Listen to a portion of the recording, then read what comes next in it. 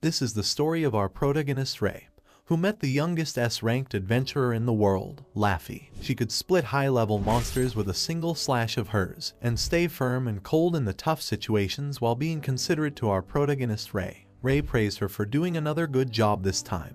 Then he noticed she got a cut on her shoulder. He told her that he would treat it as a P, but she mentioned it was just a scratch. Ray was the type who couldn't see others suffering, so he quickly took out an elixir to heal her wound. She called him an idiot to be carrying around an elixir so casually, and even using something so valuable on just a scratch. She asked him why he wasted that precious elixir in a cut which could have been fine with just some spit, to which he replied that her way of thinking was dumb. He assured her that she don't need to worry about the elixir because he could always make more, and hearing this, she couldn't argue back about the elixir, but the problem here was something else for her, since Ray was an alchemist who doesn't know about his own worth. These two met a couple of days ago when Laffy was looking out for elixir, which was known to be an all-purpose medicine that could be used to heal any wound. Many alchemists around the world had to spend years trying to make a single elixir, and even if a normal person wanted to buy one, they would have to work for their whole life just to be able to earn enough to buy it. Laffy arrived at a shop to buy the elixir and claimed that she would be willing to buy it at as much price as it was on.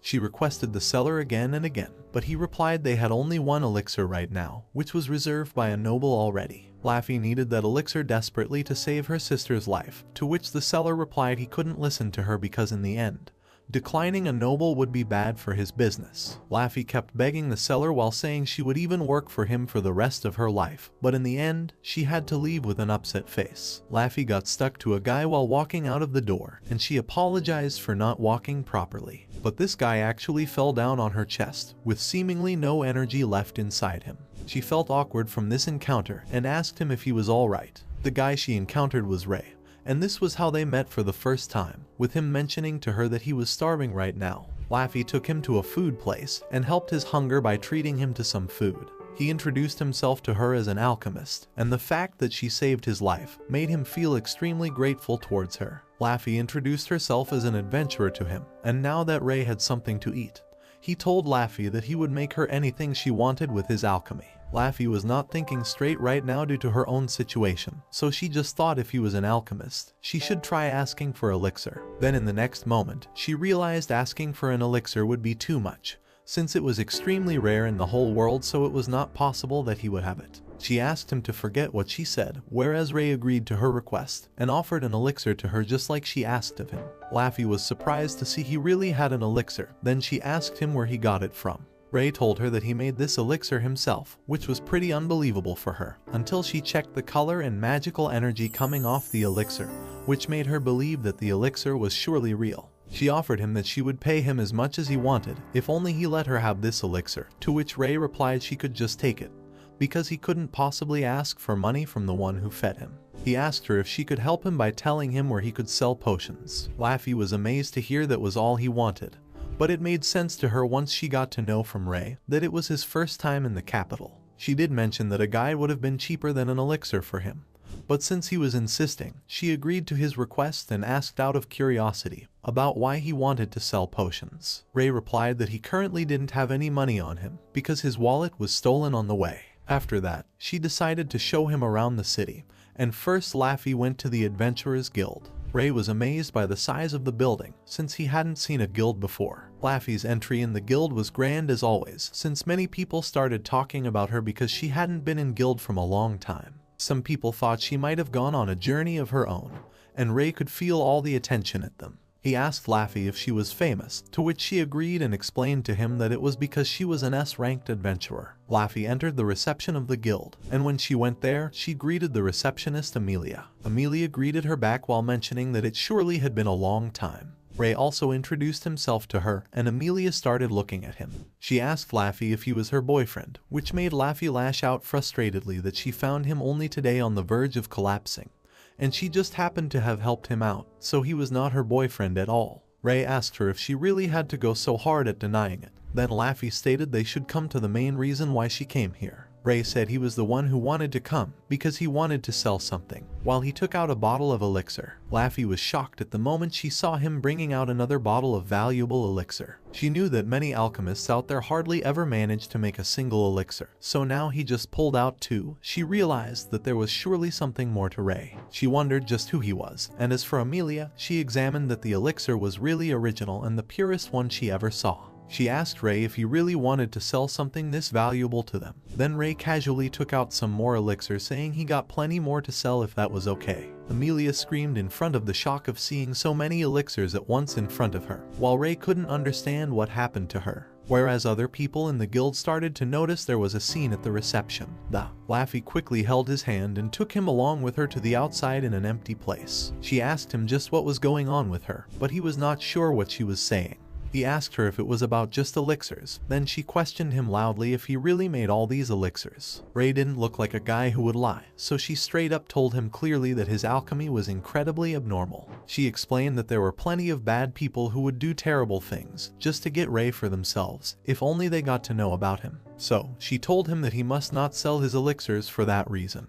But he reasoned that he didn't have anything else to sell right now, so at this rate he would need to spend the night out in the wild. Laffy felt bad if she let him be a stray, so she offered him to stay at her place for the night. He asked her if she was sure of it, to which Laffy agreed again because he couldn't sell his elixirs because of her. Ray started giving it some thoughts, while feeling a little nervous accepting to stay at a girl's house. But since he was getting a good place to stay either way, he went to her house, and once he sat down in the living room, Ray was amazed by the house's size, as even 20 people could stay in this place. Then Laffy called him out and brought a younger girl with her. The girl seemed to be quiet and polite in her greeting, and Laffy introduced the girl as her younger sister named Sylvia. Ray introduced himself to her as well, after which Laffy said she would prepare some tea for everyone. Sylvia said she would do it instead, but Laffy didn't want her to work, otherwise her health would get worse. Sylvia went and sat at the chair, remaining silent for a while. Ray started to feel awkward sitting in front of her, and while he was gaslighting many ideas in his brain on how to start a conversation, Sylvia spoke up first and thanked him for the extremely valuable elixir to her sister. Ray mentioned that he should be the first one to thank Laffy, and Sylvia stated it was fine since she also wanted to thank him, because her sister Laffy had always been working hard for Sylvia's sake. Ray understood now why Laffy seemed to be so desperate before, and told Sylvia that she really had a good sister. Sylvia agreed with him on it, while saying that Laffy was actually the best sister in the whole world. Ray chuckled there for a bit, making Sylvia feel confused, and he said sorry for thinking of Sylvia as an adult like before. Sylvia puffed her cheeks while telling him that she was just 15. Ray thought she was so cute and hoped she would get better soon. Sylvia hoped the same for herself with a pretty smile. Laffy seemed to be glad as she was watching Sylvia being cheerful while talking to Ray. After that, the night came and passed, and the next day, Ray said that he would now take some time to make some potions. Laffy wondered why he was serious about it, and when asked, he told Laffy that he couldn't sell elixirs yesterday, so he thought he should try making some potions instead. Sylvia asked him how long does making a potion usually take, and Laffy knew that usually making potion was a lengthy process, generally taking around 1 hour to make one of them. But when it came to Ray for answering, he told Sylvia that it would take only a few seconds for him. Sylvia thought it was a simple thing. Then Laffy stood up and told Sylvia not to be fooled by the timings of Ray, because making a potion in a few seconds was something that only a dumbass like Ray could do. Sylvia got a little confused after hearing the timings from normally 1 hour to a few seconds, but either way, she giggled seeing Laffy and Ray arguing with him, claiming that he wasn't a dumbass. Sylvia admitted Ray was surely a strange person, while Ray wondered about it as he took out his ingredients from the bag. Sylvia asked him if she could watch him make a potion, and he didn't mind it at all. Sylvia and Laffy got to see him start with focusing for a moment, then using his alchemy skills like extract, purify and sublimate the components with his alchemy to form a liquid into a bottle. Laffy had to agree that the technique of Ray was really flawless as he got it done in mere seconds like he claimed. Laffy realized that for Ray, alchemy was something he did every day, so he got so used to doing it that his skills have reached an abnormal level, while Ray still had no idea what his skills were worth. Ray examined the potions he made, which turned out to be high potions even if he tried to hold back. He wanted to make medium potions, but now that he made high potions, he he said he would need to make do with these. Meanwhile, Sylvia was amazed after seeing his skills from her own eyes and understood what Laffy meant by what she said before. Ray nodded to ask what they were talking about, and Laffy said it was nothing. After that, Laffy recalled how she met Ray when he was on the verge of collapse from his wallet being stolen, and he was helped by an S-rank adventurer like her. At first, she thought he was just some normal guy until she was left shocked by his incredible alchemy skills to craft even elixirs with ease. She had no doubts that the alchemy of his was abnormal in all ways. Now, Laffy and Ray went to the guild again in a haste, and Ray said sorry to Amelia for the previous day. Amelia remembered him from before, and when he said he was here to sell something different, she was in foreseeing what he would do now. Soon, she saw that Ray was here to sell the high-quality potions, and he asked her if she would buy it from him. Amelia agreed to buy them, but before that she wanted to ask him about the previous day. Laffy stepped in saying they should leave talking about it for later. Amelia bought 15 high potions as guild items, for which she paid him with 3 gold coins. Ray figured that he got more than he expected for those potions, and with this much he could love off for 3 weeks. Amelia reasoned that recently they were short on potions right now, so him selling some to her was a good thing for them. Ray finally went to an inn. Then he noticed Laffy was looking at a board to check what requests were there. Ray saw that there were also many odd jobs like her gathering, monster extermination, and so on. Then Laffy replied it was a good thing there were also quests which don't require one to fight, like finding lost cats, and she mistakenly muttered making potions as well. After saying that, she damned herself for saying it because she had a guess that she shouldn't have told this abnormal alchemist about it. Ray decided that he would also become an adventurer right away, hearing which Laffy's fears came true. Ray was excited about getting interesting rewards and all, whereas Laffy knew if anyone were to know about Ray's abnormal skill because of his carelessness, she felt like she must do everything she could to stop him. Ray already went to Amelia to get registered, and she was in the process of explaining the ranks ladder to him. Ray told her that he wanted to start as soon as possible and take up on alchemy-related quests. Laffy tried recommending him quests other than alchemy-related ones, like finding a cat, but he had already picked up an alchemy-related quest he wanted to take. Laffy tried talking him out of it by saying he should take it easy with his first request, but he was held up on doing only this one since it caught his attention now. Amelia told him that the request he just picked was not a good idea either, because the one who put up this request was really strict, and nobody who's ever taken it up ever managed to complete it. Ray agreed to take this request, and it kind of concerned both Amelia and Laffy to see that innocent smile on his face. Amelia asked him if he really heard what she just said, to which he admitted he heard her clearly, but he still wanted to do it because it looked challenging. Now, since Laffy was unable to talk him out of it, Ray soon arrived at the place where the client lives. He remembered Laffy was too worried about him, so he should complete this request without incident to put her mind at ease. He entered the client's place and announced right away that he was here because of the requesting guild. Ray saw that these places had various sorts of jars with herbs and medicines. He saw a little girl sitting at the counter in front of him, and she seemed to have woken up by his voice. She greeted him and said he could get started with the request right away. Ray called her a kid and asked if she was helping out here, to which the girl introduced herself as Daisy, and she was the one who posted that request. She made it clear to him that she was the same as him, and hearing that, Ray introduced himself while giving a warm apology to her for mistaking her for a small kid. The first impression was not that good, so she rudely asked him to follow her quietly. Daisy took him to a room with more herbs kept in jars, and many empty bottles kept on the floor. She told him that he would have to help her extract and purify these herbs. Ray asked her if that was all, because from his point of view, extraction was just a process to distill a herb into liquid, and purify to remove any impurities from liquid. She told him that he could do as much as he could, and he agreed with a bright spark in his eyes. Then Daisy gave an evil smirk to him, to warn him not to let her down. Ray certainly felt the pressure, and understood that he couldn't fail this no matter what. Once she left, he started with his work right away, and thus the room started to emanate from the glow of him working with alchemy. For Ray, extracting and purifying was as easy as a mere second's task, so he kept repeating the process with top-notch efficiency, which couldn't be found anywhere else. His alchemy skills were 50 times greater than that of a normal alchemist, and soon he finished with hundreds of bottles already. Ray wondered if this many should be fine, and thought that he would definitely complete this request and put Laffy's worries to ease. He started grinning while working, and kept going at it with interest. Meanwhile, back on the counter, Daisy attended to another customer, and when she looked at time, it had gotten late. She thought that Ray must have been slacking off by this time since it had been more than an hour since she left him.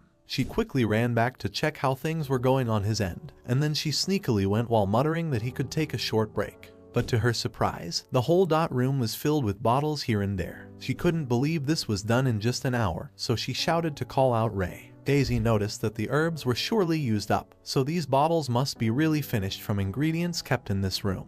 Although, she couldn't understand how it was possible, so she asked Ray what he did to get this many done in such a short time. Ray replied that he used alchemy just like normally, but she angrily thought he was lying. So, she went closer with some heavy stomps and asked him to tell her honestly how he did it. Ray was a bit scared from her glares, so he said he would show her how he did it in front of her, and once he showed his normal extract and purified, Daisy started trembling and soon she got dizzy from the shock of seeing something like this was real. Ray told her that he wasn't lying and now she saw it for herself, that he really used just alchemy normally. Daisy couldn't take up his words for it to be normal and soon, it got too much for her head to process, so she collapsed. After some time, she opened her eyes and saw Ray waiting for her to wake up. He expressed his gladness to see she wasn't hurt anywhere, whereas Daisy was more wondering about why his face looked so close, and realized that she was on a lap pillow of his. Daisy flustered and instinctively punched Ray in the face. Daisy asked him why she was on his lap, as she thought it was something that should be done only with a lover. He apologized if she thought of it like that, but all he was trying to do was to not let her pass down on the floor. Daisy asked if he surely didn't have any bad intentions, and looked around to confirm what she saw before wasn't some sort of dream. She sighed as she agreed to admit that his alchemy skill was the real deal. But Daisy wondered why he didn't become famous with that sort of skill, which came out as a hard question to him. He told her that he came to the capital only recently, and up until now he had been studying alchemy out in the countryside. Daisy now started to understand some things, then she smiled as she requested him for a favor. He asked her what it was, to which Daisy said that she wanted him to come over once in a while to help her out with the shop, and also become her alchemy teacher. Ray was amazed to see he was being asked to become a teacher. Unfortunately, he didn't have any experience in teaching, but Ray couldn't just deny it because it sounded interesting. So, he agreed with her favor, and it was decided on the terms she put forth. After that, Ray put out high request paper, and Daisy marked it as complete with a stamp. Ray was extremely happy with completion of his first request, so he quickly left for the guild in a hurry, and Daisy was looking forward to working with him from now on. And thus, Ray finished his first request and also made a promise to Daisy to teach her alchemy. When he went back to the guild, Amelia congratulated him once she confirmed details of his request. She didn't expect Ray would be the one to complete that request. Ray said the person who requested was good, so it helped, even though she was a bit weird. Amelia gave him the reward of 1 gold coin for the quest,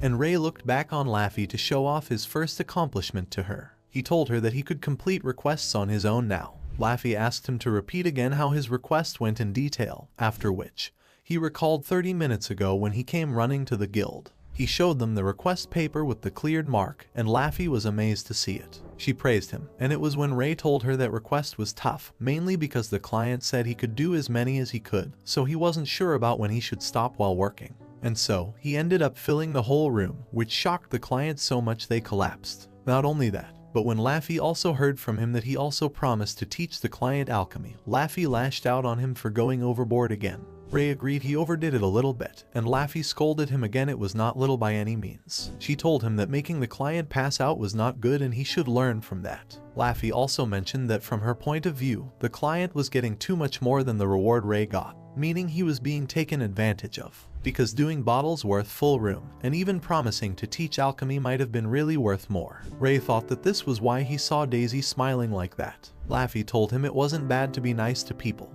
but he should be more aware of his own worth. Ray was confused because he couldn't understand just how a person defines or gets to know about their own worth. Meanwhile, somewhere in a forest, 2 adventurers were on their quest, when the girl Jewel asked the guy Silper if he heard about the rumor of an alchemist in the capital recently. The guy denied he hadn't heard of it. Then Jewel told him that the rumor said that an alchemist showed up at the guild with lots of elixirs. She asked him if he thought it could be real, to which he said it sounded like crap. Then he suddenly noticed something up ahead of them. He saw monsters in the shadows with large eyes, followed by many smaller, but still dangerous monsters. They wondered which monsters were these, but before any of them could identify them, they were attacked. Now back to the capital, Ray went to Daisy's place just as he promised to help her out. Ray was still bummed about trying to find his own worth, so he told Daisy it was hard. Daisy asked him what he was muttering all of a sudden, to which he described to her that a friend of his told him that he should be more aware of his own worth.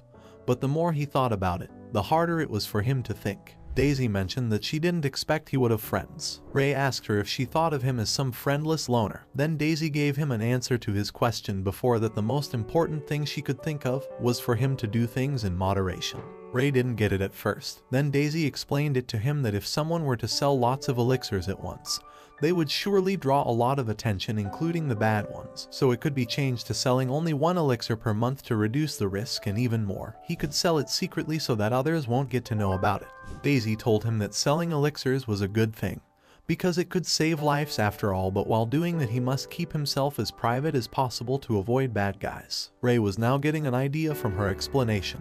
Then she asked him if he could make elixirs anytime. Ray agreed he could do it. Then out of curiosity, Daisy asked him to teach her how to make one. Ray agreed to her request without a doubt and asked her to show him extract, purify, set components and sublimate. Daisy accepted it and asked him to watch her carefully now. She was feeling a bit nervous because it was the first day of Ray teaching her alchemy, and while she was at her pace, she tried to do the steps he asked as proper as possible. After some time, she was finally done and Ray saw that she managed to make a high-quality potion. He told her that it looked pretty fast and the potion looked good with his analysis. Daisy smiled from being praised by him. Then he replied with a but that she still lacked knowledge. Daisy asked angrily just what he meant by that. Ray informed her that she surely had knowledge of all the fundamentals, but the lack of knowledge he mentioned was about the kind of knowledge one doesn't find in books. For example, he showed her an ingredient Kukura, which grows only in places where the atmospheric mana was dense enough. He told her it was a common ingredient to make elixir and high-quality potions, but it couldn't be found in most books about plants or herbs. So, it was a given that even Daisy didn't know about its existence. Ray told her it was now time for her to study. He brought out a lot of books of his own,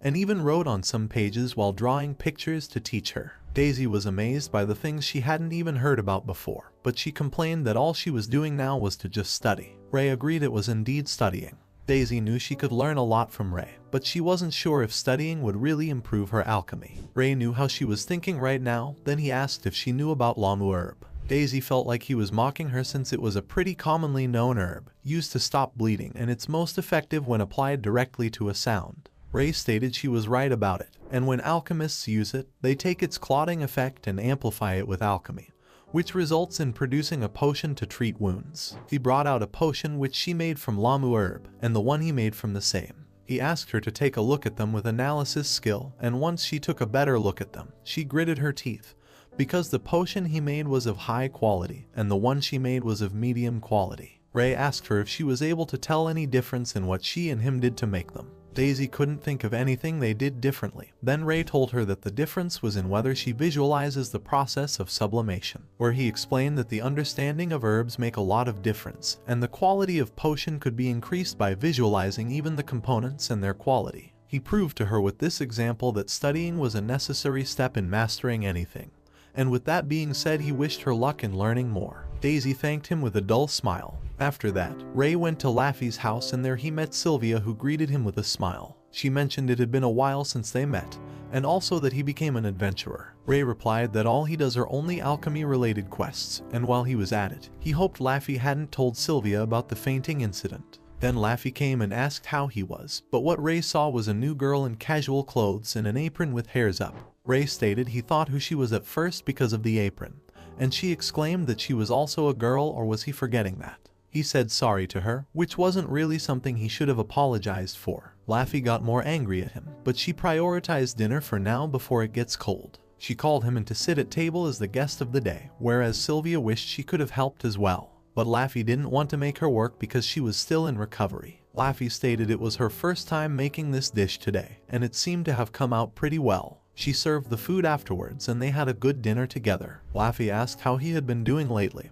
to which he replied that he started teaching Daisy. Laffy wondered if he was going to teach Daisy alchemy just like himself, which put him in a questionable state for a moment until he answered it would take Daisy a few more decades until she reaches his level. Sylvia asked him if he learned alchemy on his own, and this question made him tremble as he replied that he had a mentor, and a crazy one at that. Sylvia was eager to know more about what kind of person his mentor was, to which he summed it all up in one word: hopeless. His mentor used to throw him into a beast's den when he was just a kid as training, and he used to do all the housework while she stayed a spoiled spendthrift, a drunkard, a weirdo, and what not a hopeless person would have. Laffy asked him if his mentor was really that terrible, and Ray said he never wanted to see his mentor again. After that, the dinner ended and Ray left for his home, thanking them for having him tonight. Sylvia asked him to wait and said she wanted to thank him from the bottom of heart, so both Laffy and Sylvia thanked him together for saving Sylvia's life. Ray was pleased to hear that and he replied he was glad to be of help.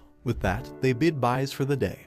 And next morning the sun rose as bright as ever. Ray started his morning by walking around the city, going to the guild to find another request for himself. He noticed there was a crowd gathered in front of him, and when he looked into it, Amelia spotted Ray and quickly came over to request Ray for help. She informed him quickly that there were 2 injured adventurers at the town entrance, and one of them was on the verge of death. She requested him desperately to help out, and Ray knew why Amelia asked him for help, because he had an elixir. But he was concerned that if he used his elixir here in front of so many people, like Laffy and Daisy warned him before, it would catch a lot of attention, including the bad one. But Ray couldn't just let him keep thinking, so he didn't delay asking Amelia to show him where the injured were. He couldn't overlook the lives of people which could be saved by him. Amelia thanked him for the decision and guided him towards those adventurers, and Ray quickly asked the guy where the injuries were. But it turned out that he didn't need to ask, since the girl Jewel was injured all over her body with so many deep cuts everywhere. Ray identified these wounds were terrible just from sight. Then Silper asked him who he was. Ray didn't have the time to introduce himself, so he first analyzed Jewel and took out medicines for blood loss, rot, and poison also. Ray gave the green potion to the guy to give it to Jewel, and while the green potion would treat her blood, an elixir for the wound itself, Ray noticed he didn't have anything for poison, and if it doesn't get treatment quickly she would die. He didn't have any choice in this situation but to instantly make 1 potion to heal poison right now, even if he had to do it in front of so many people. Silper was astounded to see Ray working in front of them and making a potion right in seconds. Ray quickly asked him to give this last potion to Jewel, and once he made Jewel drink it, Silper noticed that Jewel was starting to heal and soon she was feeling better than before with no wounds left. Everyone standing on the sides were all amazed to see that Jewel recovered from all of those injuries right away, and many of them just wanted to know the name of Ray who used elixir. Whereas, Ray was glad he managed to save her life, and both Silper and Jewel were thankful for him. Later on, since so many people witnessed Ray healing Jewel before, he started to receive a pile of direct requests asking for him specifically. Ray knew this was coming, but the pressure was way more than he expected. He could guess from one look that the requests he had were easily more than 30, but to his surprise, most of them were asking him to either make or sell elixirs to them. Ray figured that many of these requesters must be some collectors or rich people, who weren't even sick or injured to really need the elixir. Ray was starting to feel bad from requests like that, then he got called out by Jewel. Jewel thanked him a lot for saving her life the other day, and claimed that she would definitely pay him back for it even if it takes her whole life. Ray just declined her offer because he used an elixir on her to make her well, not to get anything in return. But since she felt sad about not being able to do anything for him, Ray told her that she could help him out someday when he gets in trouble in return. Jewel was happy she had something she could do for him, and so they left with being grateful for Ray. Ray, who was feeling bad after seeing many useless requests, was now happy since Jewel's smile reminded him how his power helped someone, which meant a lot to Ray. He decided now that from now on, he would only sell elixirs to people who actually need it. So with that in mind, he set out to do his best to do really needy quests from the bundle he received earlier. After that, Ray went out to finish those requests one by one while helping many in the process. He also got to meet so many people, and as he progressed to keep helping them, he got exhausted by the end of the day. While he was going home, he was done with the requests, but because of making so many potions, he was running low on ingredients. He figured that he might have to go home for the first time in a while to get some ingredients, otherwise he won't be able to accept requests. So, later that evening, he went back to the guild first to report the finished requests, but surprisingly, Amelia had something big to tell him. She informed him that he just got a direct request from a high-ranking noble, one which he couldn't decline. He asked Amelia more about that noble, and she said they were from the Redefine family, which Ray had declined once in the past for elixir. Ray figured that he would just turn them down again. But the hard part was that the noble was already waiting outside the guild to pick up Ray. Ray didn't expect this to happen, since the Redefine family was more than just a high-ranking noble. They were one of the 4 great noble families in the kingdom, who were also the descendants of the founders of the country. They were also in direct support of the royal family, so that it was obvious they oversee most of the affairs in the kingdom, including the management of lands and foreign relations. They also had connections with the Adventurers Guild, so Ray couldn't decline them again to not risk his adventurer status. Amelia wished him luck while he was going out of the gate, whereas Ray just wanted to go home and sleep, but he couldn't at this point. He soon got picked up by the escort of the Redefine family and arrived at their huge mansion in a short time. Ray was definitely amazed by the glitter of the whole estate, because it was made with most of the decorations using gold. As Ray went inside, he was welcomed by the maid who took him inside the mansion and guided him the way to the room where her master was waiting for her. Ray wondered if this master of whoever guy would listen to what he had to say. He doubted if a guy who had everything covered with gold would be that reasonable. But leaving the worries for later, he entered the room and soon he met the high-ranking noble, Wills Redium. Wills apologized for bringing Ray here like this, and Ray introduced himself formally to him. Wills expressed his surprise to see such a young guy was so talented to be a skilled alchemist, and hearing his talks made Ray want to just go home rather than wasting time talking.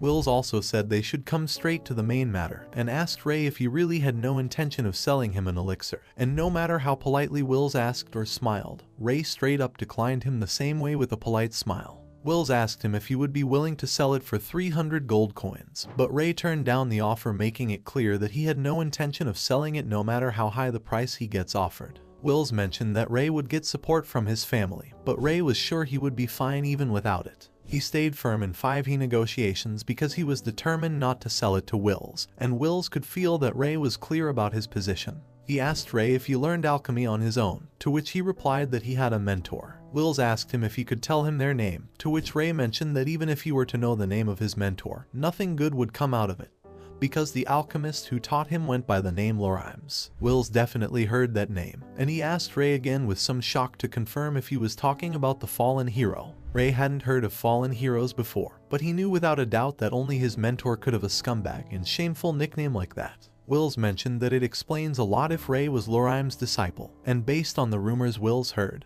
he had a guess that Ray must have been through a lot. Wills concluded this meeting with a thanks to Ray for coming here, and he offered to prepare a carriage to take Ray back to the guild comfortably. Ray said he was fine without a carriage because he needed to stop by a place in the way, so he wanted to walk back. Wills respected his wish, and so he offered a handshake with Ray, hoping to have a good relationship with him in the future. Ray didn't feel any hostility behind Wills' words, so he accepted the handshake and left the mansion, whereas Wills was impressed to see an interesting man like Ray. After that, Ray went to the market to buy some food for himself, and he was glad to have a moment with himself, enjoying time like he pleased to, since he had been busy because of the requests recently. He currently only had 1 elixir left with him, so on the way, he wanted to see if there were any ingredients he could shop for. Later on, saw Laffy and Sylvia standing ahead, so he went to greet them. They recognized Ray out here and greeted him back. Ray was glad to see Sylvia was also outside now, for which she thanked him again,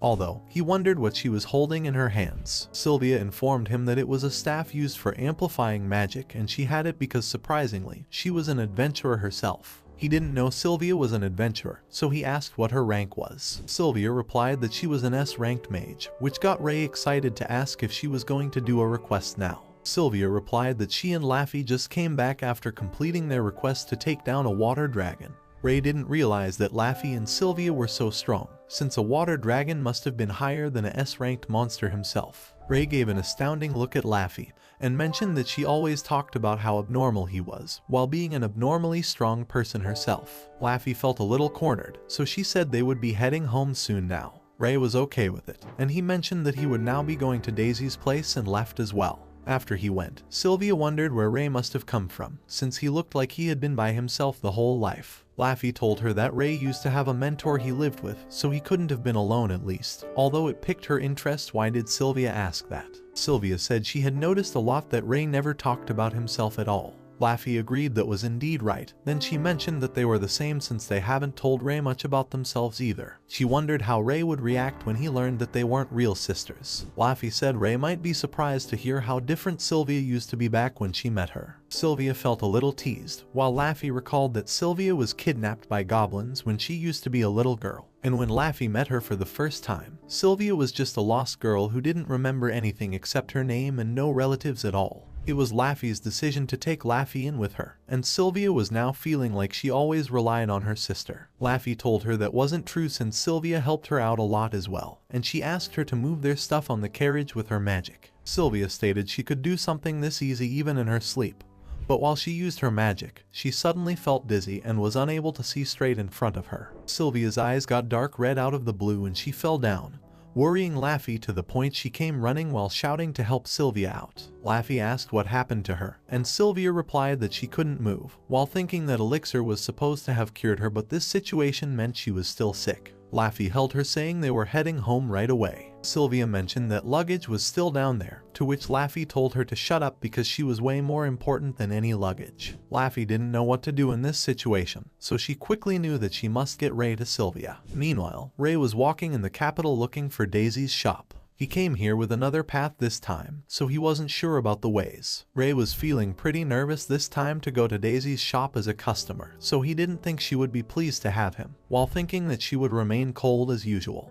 When he entered her shop, Daisy first welcomed brightly, thinking it was a customer, but when she saw it was Ray, her greeting became plain like he expected. Daisy asked him why he was here without a request from her, to which he replied that he came here to replenish some of his ingredients. Daisy then mentioned that she heard he had been going around saving people with his elixirs and all, out of which she heard mostly from her customers. She asked her why he needed her consulting now, and mentioned that he should be more aware of his worth. Ray told her it was actually harder than it sounded, then looked around and brought the ingredients which he was buying. Sylvia replied that it would be 2 whole coins, and Ray bought them from her without bargaining since she was on her business smile. He told her that smile was surely giving him goosebumps. Daisy asked him what he was planning to do with those ingredients he just bought, and he said he was going to try making some ointment. Daisy didn't expect that, and either way she alerted him beforehand that if he made it, then Ray would get on the bad side of herbalists, because their jobs would be in danger if some alchemists come out of nowhere and make better ointments. Ray stated it had never been a problem for him until now, although he did remember hearing that his mentor was hated by herbalists. Daisy knew there was no way talking him out of it, so keeping that aside, she mentioned that the adventurers he saved earlier were attacked in an unusual place. It was the first time Ray heard it, even if he was the one who treated them. Daisy added that the place where it happened also had an unoccupied house nearby, which sounded pretty strange to Ray now that he thought about it.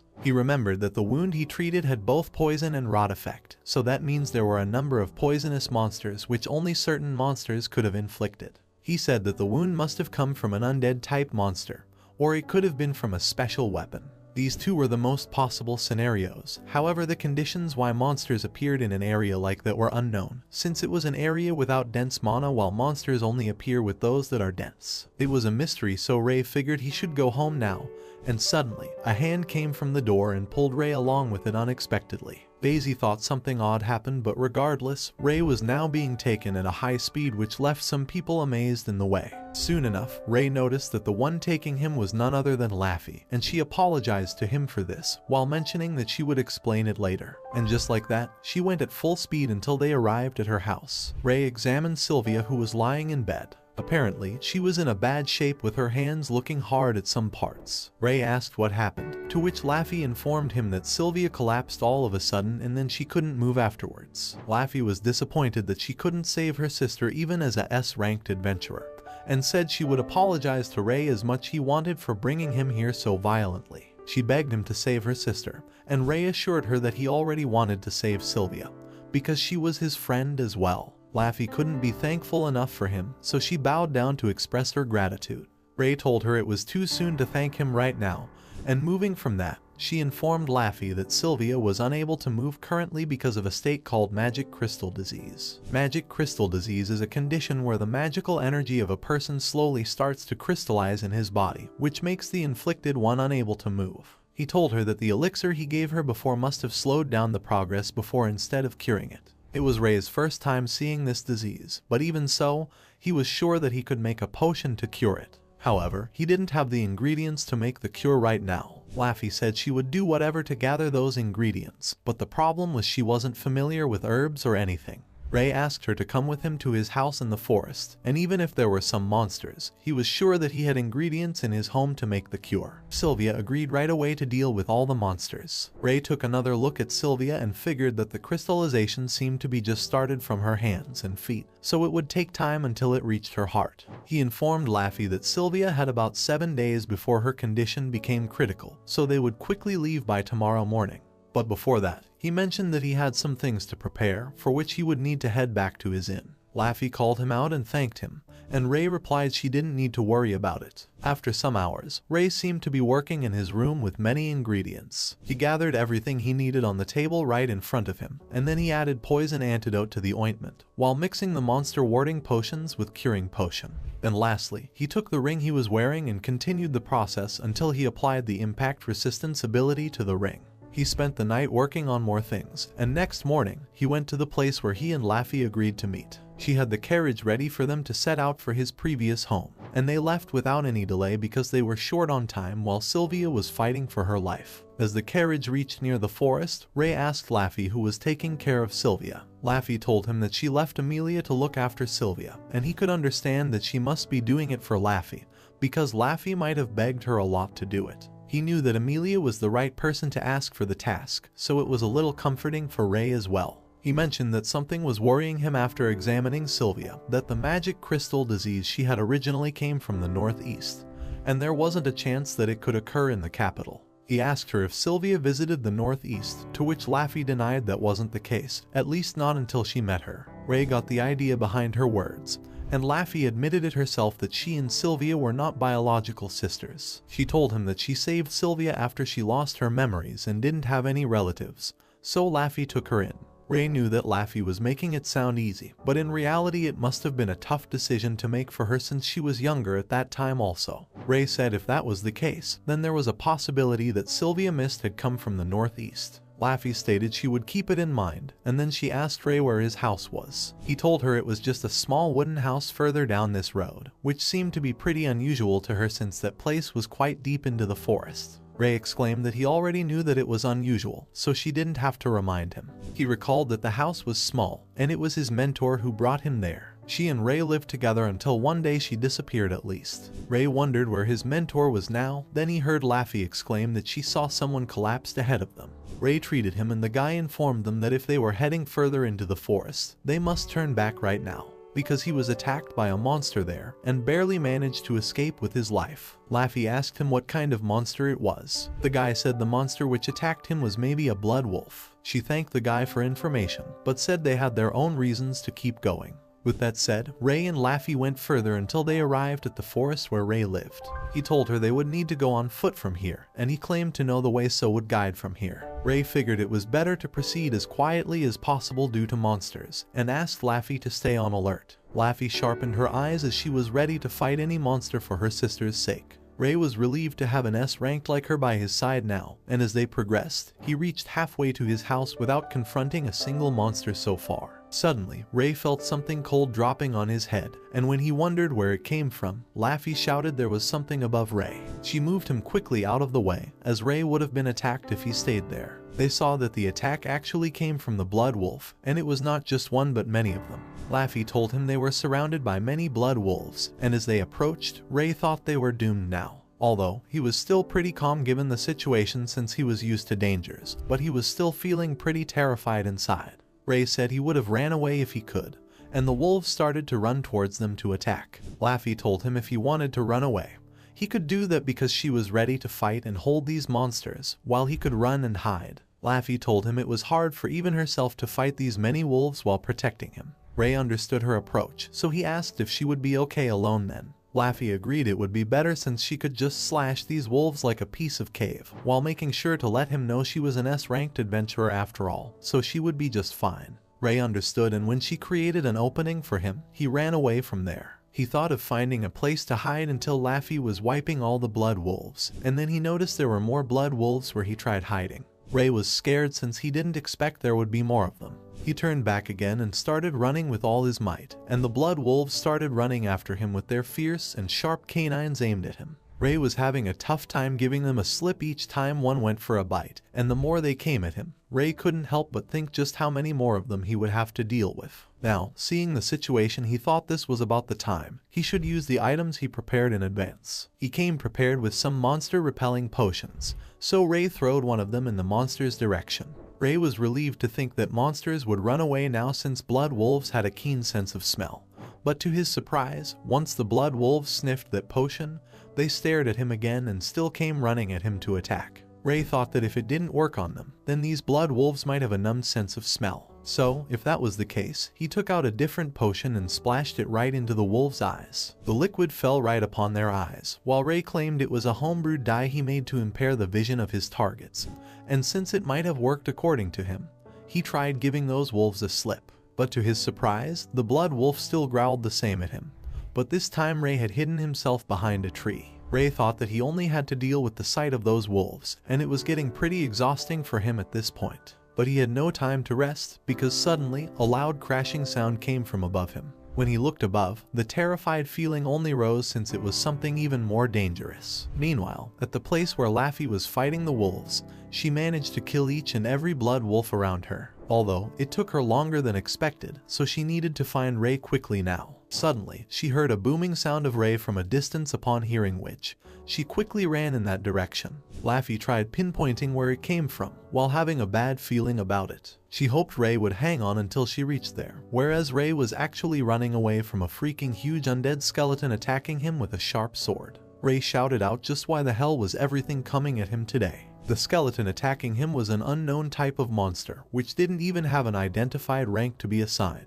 So there was always a chance it was actually more dangerous than even an S-ranked monster. Ray kept running from it, thinking just what he should do, what he could do, but nothing was coming up since this skeleton didn't have any of the 5 senses he could exploit. So neither monster-repelling potions nor vision-impairing dye would have worked on it. And the fact that this monster was 2 feet tall while also having a long sword meant that it could strike a couple of trees in just one strike. He remembered that there was one weakness of these types of monsters, the holy water. Although, he had only 3 vials of it with him, which might barely hold this skeleton back for a few moments until it started chasing him again. Ray kept trying to think, until he got an idea, so he took out a vial and smashed it right on the skeleton's head. The place where the potion dropped started melting its skull, and the skeleton started screaming in pain. Now that Ray had finally done it, the skeleton got even more enraged, and this time it started running after Ray even faster. Ray hoped he could make it to a certain spot he had in mind, and once he reached there, he took some other potions and crashed them into the ground. When the skeleton reached right in front of him, Ray knew he would only get one chance at this, so he used his compress and agitate skill on the ground where he smashed those vials. When the skeleton tried attacking him, this time, it fell onto the ground with a crashing noise. Ray was glad that he still remembered things about this forest, so he knew many more possibilities around here which could be used for alchemy. The reason why the skeleton fell on the ground was because its leg was stuck to the ground where Ray turned it into an adhesive and sticky spot. Meanwhile, Laffy was running at her fastest speed to meet up with Ray, but she couldn't find him until she noticed something like smoke at a certain spot. A few minutes before that, Ray was able to immobilize the skeleton for a while, but he knew it would come after him again. So, he quickly got away at a safe distance, and to find Laffy, he took out some items while planning to create a smoke signal of his own through alchemy. Using the Kora fruit found around these parts, he quickly formed the signal as soon as possible, and now all he needed was to hide himself and wait for Laffy to come. But the moment he tried getting on the tree, Ray heard a whooshing sound coming right at him, which was actually of the sword of skeleton coming at Ray. Ray put his hand out in front and the sword met an invisible barrier, which was actually Ray's last line of defending himself, the impact-resistant ring. However, his impact-absorbing ring broke just after one hit, and now Ray was in a bind since he had neither other ring, nor any energy left to run away. Whereas, the skeleton charged at him at a full rush out of nowhere. Ray felt like he would really die here, as the skeleton's hand was just a few meters reaching him. When only a few inches distance was left between skeleton and Ray, the skeleton's hand was hit by a sword directed at its joints. Ray didn't expect he would be saved, whereas Laffy made it just in time to save Ray by the length of a hair. She asked him to quickly duck, and followed up with a powerful kick to crush the skeleton in one hit. The skeleton fell down crashing, and while its bones shattered, Laffy told him she was glad he was alive and she made it in time. Ray agreed and stated she was so awesome there that he might just fall in love with her. Laffy said she should have taken more time getting here, but regardless of that, she chuckled from seeing that Ray had no sense of danger while she picked up her sword from the ground. He asked if she dropped it, to which she replied that she threw it before at the skeleton's arm. He recalled something like that did happen, and the skeleton started to regenerate itself. She figured it was troublesome, and while the skeleton regenerated, Ray also stood firm watching how it goes. Once it was still back on its legs, Laffy asked Ray to stand back because she needed to be focused in the fight against this skeleton. So, Laffy went and crushed all the bones of the skeleton along with its spine, and after it fell down, Ray thought she won. But Laffy replied that it wasn't over yet. The skeleton would keep regenerating over and over again, so she knew she couldn't destroy it. Laffy knew there must be something behind this, and after looking at it keenly, she noticed that the skeleton was using magic to power himself up. Next, the skeleton started to sink down into the ground. But before it could disappear completely, Laffy destroyed the magic of the skeleton with her fracture technique. Ray was dazed by the impact of her power, and when he opened his eyes, he saw that he was in the air with Laffy carrying him in her lap. She told him that they were getting out of here right now, while Ray thought she was talking about marriage and declined, saying it wasn't the time. She told him to shut up and listen, that this skeleton would keep regenerating, so it was no use by keeping on fighting it. Laffy stated running away was their only choice here, and asked where his house was from here. Ray started guiding her to his home, and remembered that their main objective was to collect the ingredients, not to waste time on defeating monsters. He told her to keep going straight, and soon the skeleton started to follow them as well. The skeleton was too stubborn to leave them be, so it kept chasing. Ray alerted Laffy about it, and then the skeleton started to create very loud rattle sounds which echoed around the area. Ray wondered what it was doing, until some blood wolves appeared and started to follow the skeleton's lead. Ray informed Laffy that the skeleton just called more blood wolves. Then Laffy told him the current plan was to fight them off while they run, and she would try her best not to drop him in the way. Ray didn't quite like this plan that much, but there was no other choice. So when some wolves caught up to them, Laffy sliced them up with her one hand while carrying Ray with another. Ray was amazed by seeing this strong side of Laffy, and she felt something was off. He asked her what happened. Then Laffy said that these blood wolves didn't feel like they were alive, and they might be controlled by that skeleton. She asked Ray to take a look at their shadows, and Ray could see definitely that the skeleton was looking like it was using magic to control all the dead bodies through necromancy. Now it made sense to him why those blood wolves didn't slow down when he attacked their scents with positions, although it was his first time seeing a skeleton that could use magic. He recalled that among monsters, the only few which could use magic were dragons and similar monsters, while it was rare that any monster could use necromancy. Ray didn't think that if they were to assign this skeleton with rank A, it would still be pretty high for its strength. He asked Laffy what they would do now, to which she replied they would simply fight it, and while she fought them, Laffy wanted him to go and take the ingredients he wanted.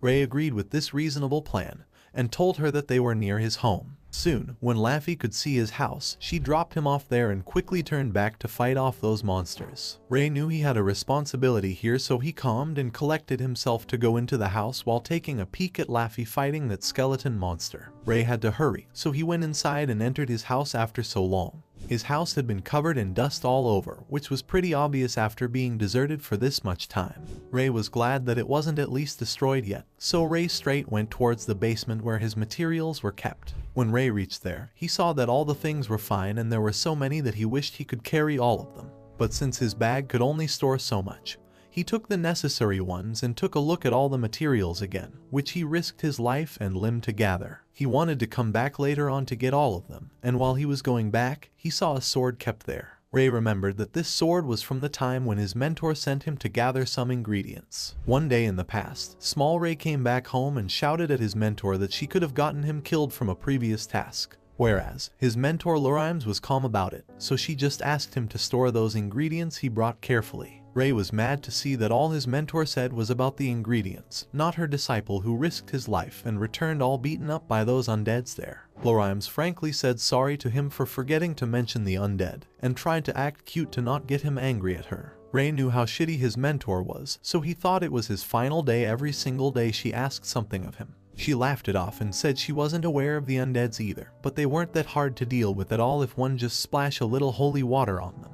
Ray told her that he couldn't use magic like her, then she mentioned he might as well become a fillet before doing anything in that case. Ray was frustrated that he would die at that rate. Then Lumines mentioned she got something for him and took out a sword. She gave that sword to him and mentioned it was something she made a long time ago but never found a use for it. Ray didn't expect it would come handy since he doesn't know how to use a sword, to which she replied he just needed to swing it around. After that, he left it in the basement and now he thought he should take this sword to Laffy as soon as possible. But the moment he stepped out of the door, his whole house got crushed, and just like that, Ray's years of hard work in collecting those materials poofed like that into this rubble. Laffy came saying sorry to him for that, but Ray shouted that it was too important to be lost like that, so he would never forgive her for that. But either way, he handed over the sword he brought to her and asked to use it against the skeleton. Although Ray wasn't sure if it would work or not, and once Laffy took it in hands, she could tell it was very light. Now, the skeleton charged towards them with the same bones, and this time Laffy went all in and cut one arm of the skeleton clean.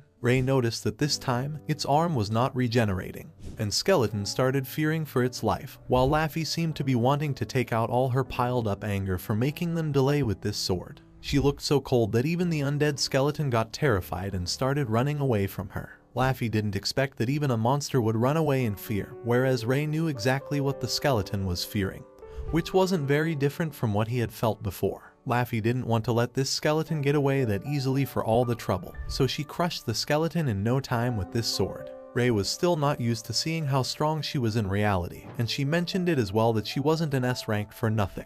However, she won this time only because of this sword, and while they were talking, they noticed that the skeleton crumbled and left a magic gem behind. Laffy mentioned it was not often she got to see magic gems this big, but Ray didn't know about them. She informed him that magical gems were a crystallized form of magical energy which could be used as a material for magical devices. She mentioned they were found in bodies of only strong monsters. Ray mentioned it was his first time seeing one, and wished to have one as well to use it in alchemy. Now, it was a grave matter to see his house was crushed, since Ray's many precious materials got buried inside those remains of his house. Now he could do nothing about it. However, he said now that they accomplished what they came here for, they should hurry back home. It had been 2 days since the morning after Sylvia collapsed, and now Laffy and Ray finally returned back to the capital. They had only 5 more days to treat Sylvia. Ray and Laffy quickly ran to her, and there, Amelia was sitting beside Sylvia while taking care of her. Sylvia's crystallized state seemed to be worse than before while Amelia was sleeping from exhaustion.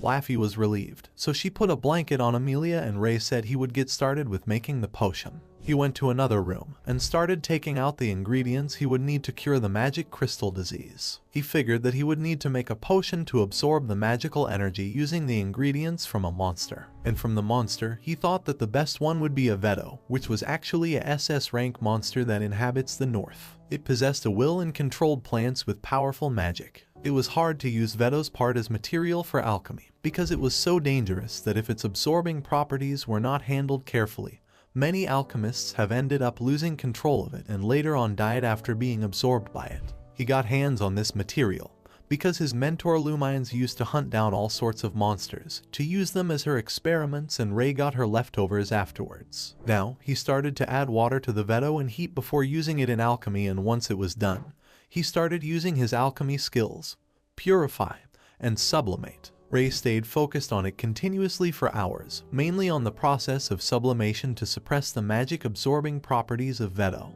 Even for him, this was a little tougher process that only experienced alchemists could do on purpose. He figured it might be fine, so he kept at it, as the room kept glowing brightly. Laffy noticed the glowing room, and when she came to check, Ray was using his full potential, which was really as amazing as ever. She had complete faith that Ray would definitely be able to cure Sylvia, because she knew he was a guy she could truly believe in.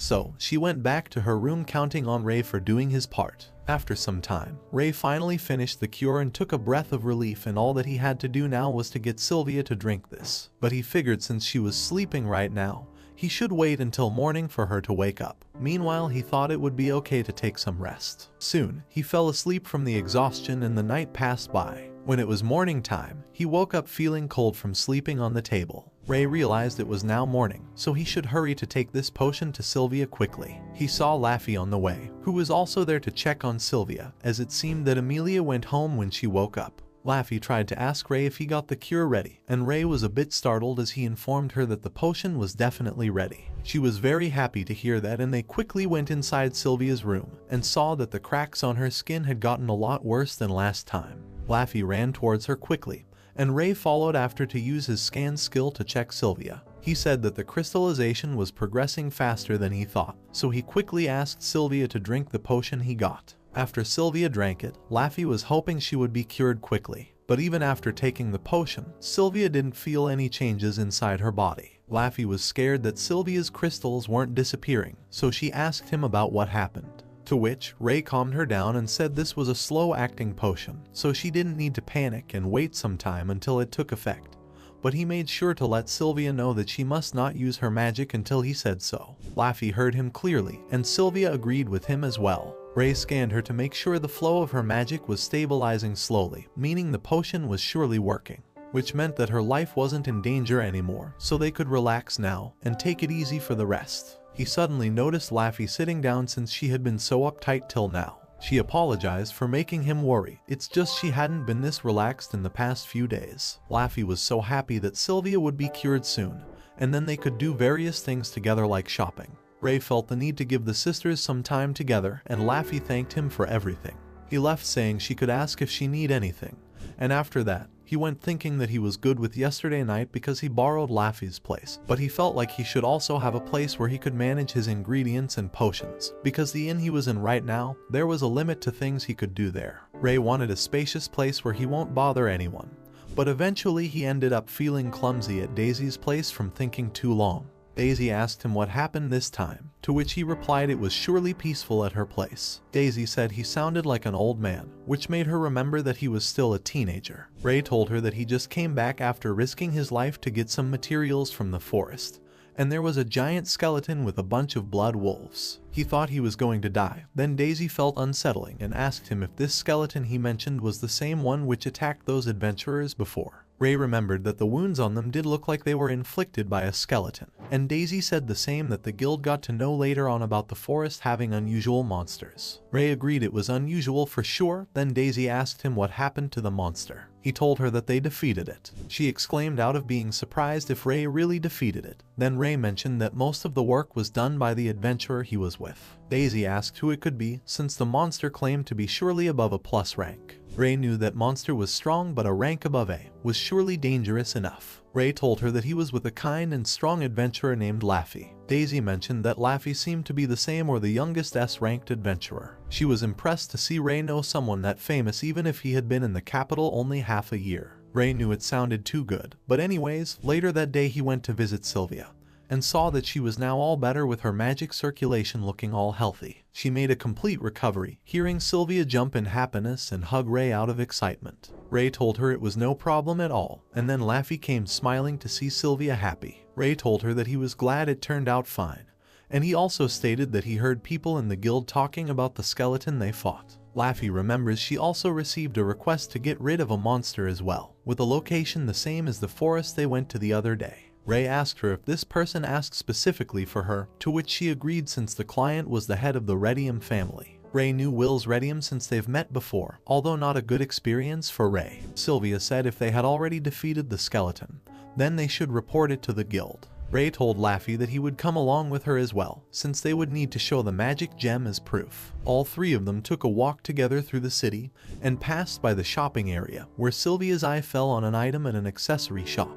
She liked a necklace from the items and thought it would look good on her sister Laffy. There were so many accessories that some of them caught even Ray's eyes, as he found a replacement for the ring he broke earlier. Then, Ray called him out and asked if he wanted anything which she could buy him as a present for treating her. Ray was dazzled by the bright smile of hers, so he asked her if this ring would be okay, to make sure she would remain happy. But surprisingly, Sylvia got flustered after hearing that, and with awkwardness on her face, she went to buy the ring for him. He thought if it was okay or should he see something cheaper, but Sylvia insisted the ring was fine. However, he didn't seem to know that Sylvia was thinking about the presents, in which it was said that a necklace in present meant hoping for someone's safety, while a ring meant to be for close ones. Sylvia got them their presents, and then the three headed for the guild now. And when they arrived, she saw Amelia was distressed worrying about Sylvia, and after seeing that she was fine, Amelia was really happy for her. Ray could see that these three have known each other for a long enough time, that they were more like sisters. He felt a little jealous, and then Amelia asked Laffy if she was here for some reason related to her morning quest. Laffy informed her that they actually fought and defeated a skeleton monster when they went to get some ingredients in the forest to treat Sylvia.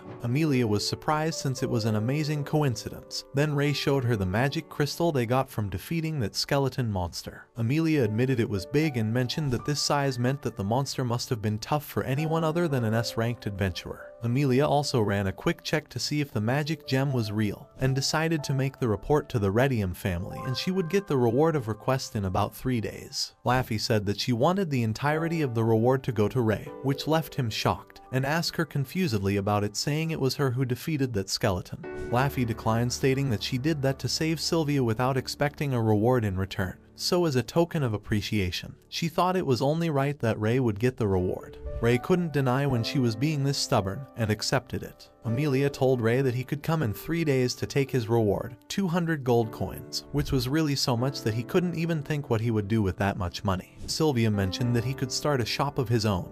Hearing that Ray thought starting a shop without experience would be tough, but her suggestion wasn't bad. Then he got an idea of his own and decided to make his own workshop instead. A workshop was a place which held much importance to any alchemist, since it was a place where they freely experimented without any restrictions, and Ray was just like that.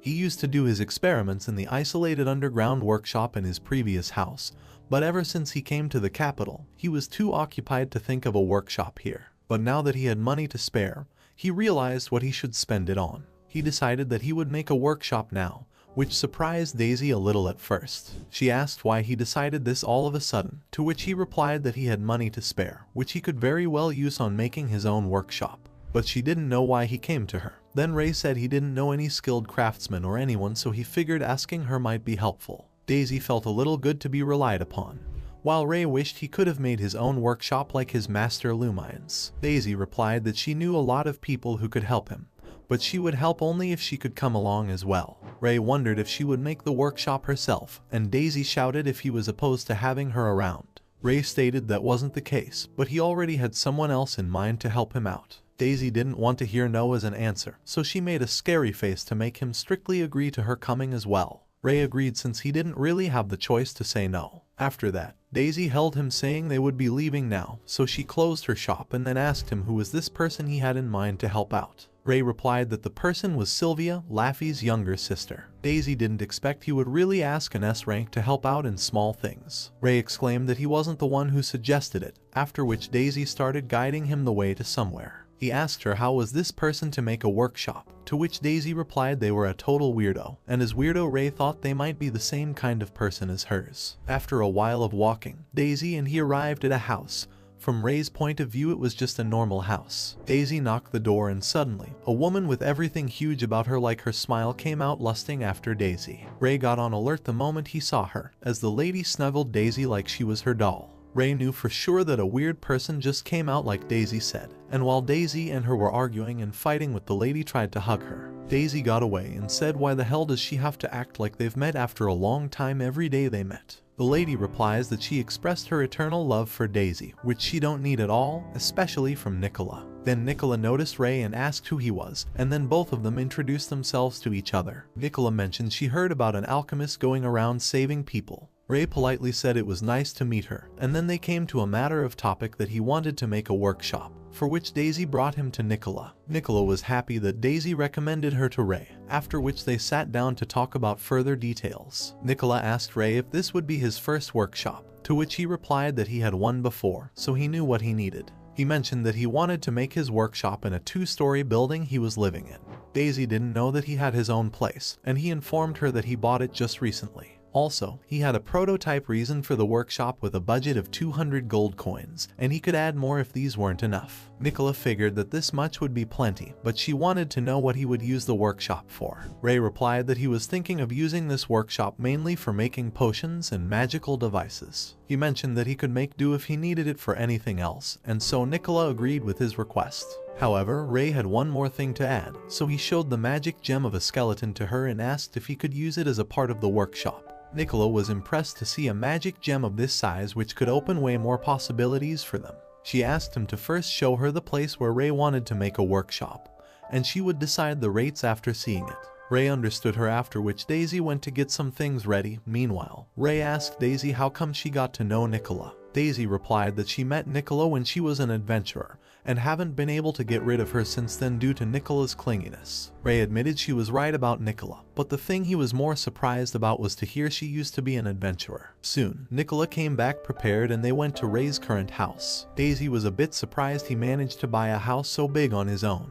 And just like he mentioned earlier, it was a 2-story house with a spacious design inside the first floor. Ray told them that his workplace would be made at this place, and Nicola started to analyze the place. She figured that the corner of the room would be good to have a magical device for preserving herbs, and once she was done, Nicola stated she would now make a quote of everything to be done, along with a magic gem. Nicola suggested they could use the gem to store magical energy, and Ray agreed it would surely be a good way to use the magical gem, since if he stored magic energy in the gem it would allow Ray to be able to use magic whenever one of his tools would require it. Ray liked this idea once he pictured how it would allow him to have a reserve of magical energy to make things easier around him. Nicola informed him that the workshop would be done in around a week. Hearing that, Ray was excited to see how it would turn out. Then Nicola called him out and asked what kind of relationship he has with Daisy. Ray was scared not by her question, but the terror behind her expression as she held his shoulders tightly, leaving no escape. Ray couldn't get out of her clutches until Daisy told her that she and Ray had a very good teacher and student relationship. Daisy phrased it even worse by saying that he had been teaching her all sorts of things, and Ray asked why was she phrasing it that way to make things harder for him. Nicola's expression grew from scary to death glares as she warned Ray that anything could happen if he were to lay his hands on Daisy. Ray swore that he would never do anything like what Nicola was thinking of, after hearing which she had nothing to worry about. Daisy didn't like to be a part of Nicola's conversation.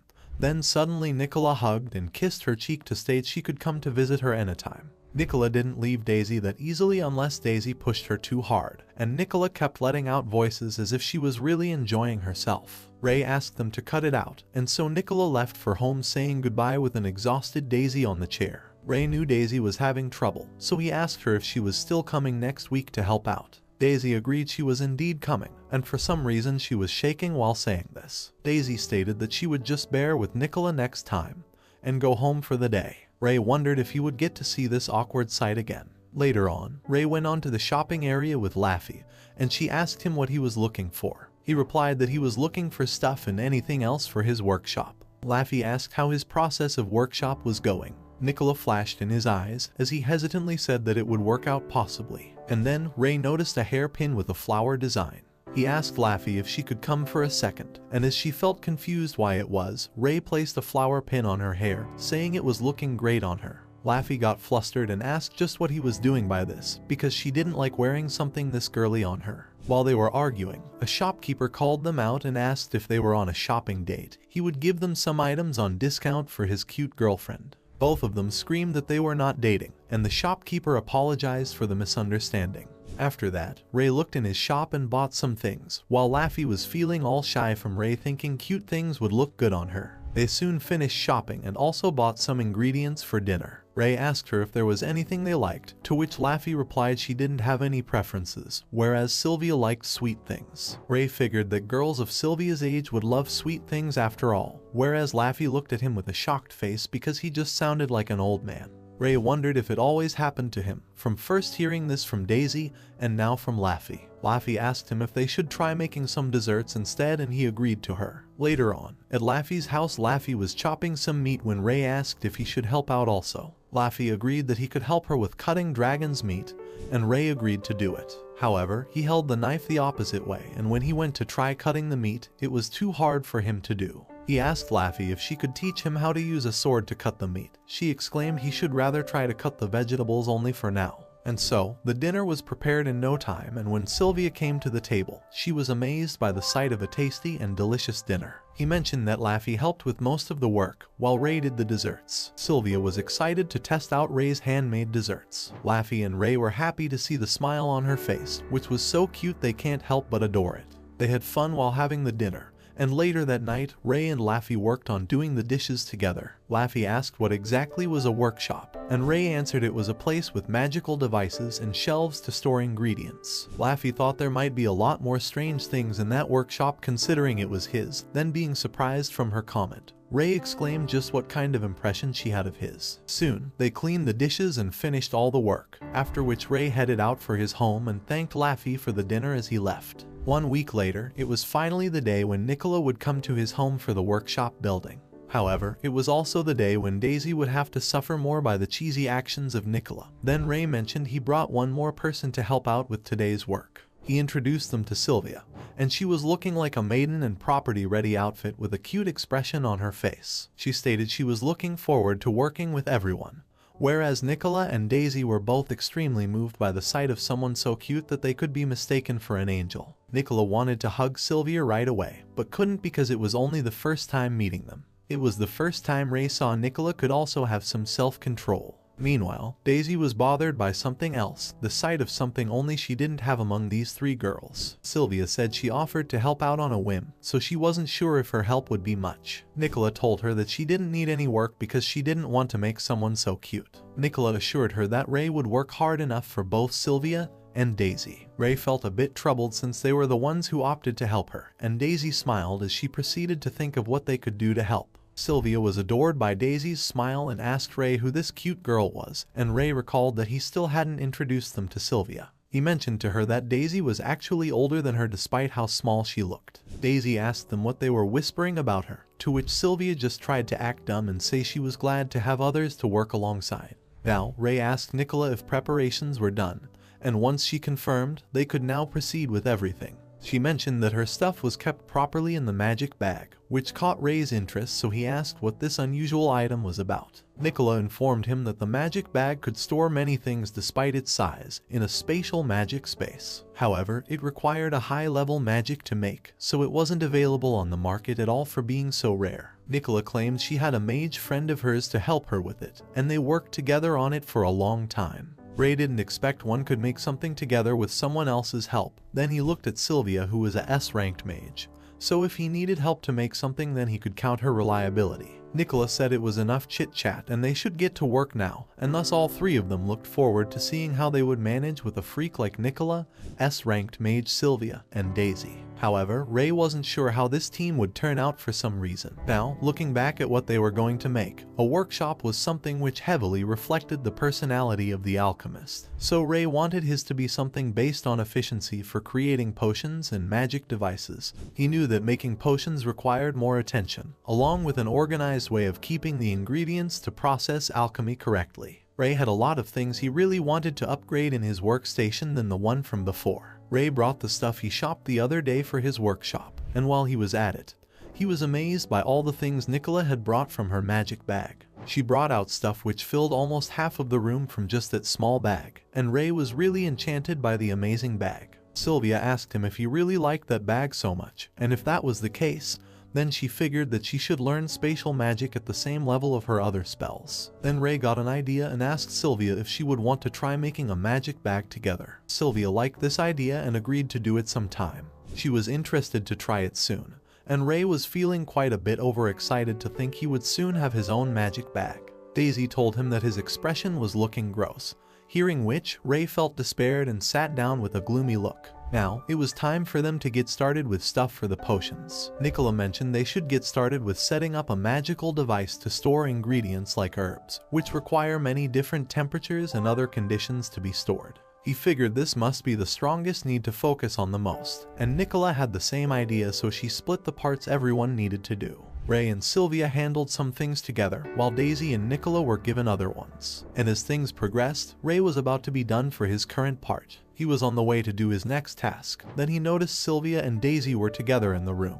While Sylvia was transferring magic to the magic gem, she was using her own magic to fill up the magic gem for Ray's use. Ray was happy to see them wanting to help him this much. Meanwhile, Nicola was setting up a magical device by herself, and Ray was almost about to complete things he needed to do. He wondered if he had anything to do, then he got an idea that he should decide on how to set up the rest of the workshop. Next day, Nicola asked everyone if anyone had ideas for next magical devices, and Ray raised his hand first to mention that he wanted to try something. He put his hand in the pocket and took out a paper with a complex circle drawn on it. Nicola was excited to see it, and Sylvia guessed right about it being a magic circle. Ray told them that it was indeed a magic circle but not exactly the same one they were thinking. Daisy asked him to spit what exactly it was, then Ray explained that it was a magic circle to create magical devices. If it goes well, then he would be able to cut the process of making magical devices by half. And to function this circle, he decided to use the magic gem as its power source. It would be a big change for him since usually, if one made any tool with a magic circle, the circle would have to be discarded after one use. But if his plan gets successful, then Ray would be able to make much more things with this circle powered by gems. Not only that, but the magic power of an S-ranked mage was sure to be amazing. Then Nicola admitted she could definitely see this method working, so she asked for some time to analyze Ray's magic circle first. After that, Ray and Nicola got into conversation, while Sylvia was confused about what they were talking about. Ray said he would now leave the rest to her, and he went to Sylvia and Daisy to ask them for some help. Sylvia asked what help he needed this time, to which he answered that he was thinking of making a magic bag. He wanted Sylvia to apply some magic to this bag he got in his hands, but with some different properties. He got instructions on how to make a magic bag, so he collected Veto's fluid with a brush and a bag. He put some of his magic energy to the fluid, while planning to use that liquid now to make a special magic circle on the surface of the bag. It was his first time doing this, so it was sure to be difficult even for someone as highly skilled as Ray. Sylvia and Daisy wondered if this would turn out good, and once he was done, they saw his magic circle on the bag and asked Sylvia to apply some spatial expansion magic to the bag. She asked him to stand back because it could be dangerous to stay too close, after which Sylvia closed her eyes to concentrate her magic precisely on the circle on the bag. As her magic imbuing process went and finished, Ray wondered if it was done. He decided to try it out, but he was quite hesitant in doing so. Ray opened the bag and put his hand inside the bag, which made him realize that it was really bigger on the inside. They were happy to see it was a success, but then Ray felt something was strange about it. Suddenly, the bag started to change its shape as if it was exerting itself, and soon the mess created a large orb, to their surprise, which was messing up with the surrounding objects and also absorbing them. The orb was starting to attract everything, including Ray and Daisy. Then they held on to something, until Sylvia quickly stepped up to stop this mess and used her tornado magic spells to break the bag and the magic pressure coming from it. Ray got up from the ground after things calmed, and he noticed there was not just a giant hole in the ground, but the whole wall was gone from the last accident. He decided to call Nicola to see what they should do now. Ray figured that Sylvia's magic had worked fine before, but the problem happened because of the magic circle drawn by Ray. He noticed that since it was his first time drawing it, he created the magic flow to outwards instead of shifting it to inwards direction. When Nicola arrived, she said they should assess the damage first, while Ray agreed, but he was now in attention because this room which just got destroyed was supposed to be the heart of the workshop. It was closest to the front and also the most spacious one, so he had to keep a magic gem and the rest of the magical devices as well. But now with this much damage, it was hard to tell how to fix it now. The damage was done to some other room as well, along with all the ingredients, items and herbs kept around them. Ray heard from Nicola that with this much damage, they might not be able to continue with their original plan. Ray admitted it would surely be hard, so they would now have to give up on that plan. But this design they were working on was too good to be cancelled, so he decided to throw in all of his savings and create the best workshop ever. Nicola and others were impressed with the level of his determination. And so, the processes of recovering the damage began with slowly being worked upon on everything else. And thus, a few days later, everything was looking great except for Ray's wallet. But despite that, there were also many other things they accomplished, like Nicola prepared something so like small jars, and she informed him that these were actually the permanent magic circles support which would act just the way he wanted. And apparently, she used mithril to make them tough and great magical energy conductor. Nicola stated they haven't been finished yet, since she just prepared 5 of them, not that big so they won't take up much space. He recalled Daisy saying she could guarantee Nicola's skills, so he trusted her. He knew that nothing could beat mithril in terms of magical conductivity, but it was really costly. He understood what Daisy meant now, that Nicola was really amazing at what she does. Nicola gave him a tool to carve circles into the mithril base. She asked him once he gets done with the circle, she would link them to the magic gem. He agreed with her and figured that he couldn't afford to fail like the other day. Now he was more careful in drawing this magic circle then. before. So as he continued to make the circle, Ray got a little better at it until he finally got done with making magic circles on top of all those magical devices. Nicola was glad to see how well it was progressing now, so she went on to connect the magic gem to the circuit. She went around the room and took some turns, which made Ray wonder what she was doing. Nicola replied she was using the magic to draw the circuit, which was hard to see for alchemists who didn't know about it.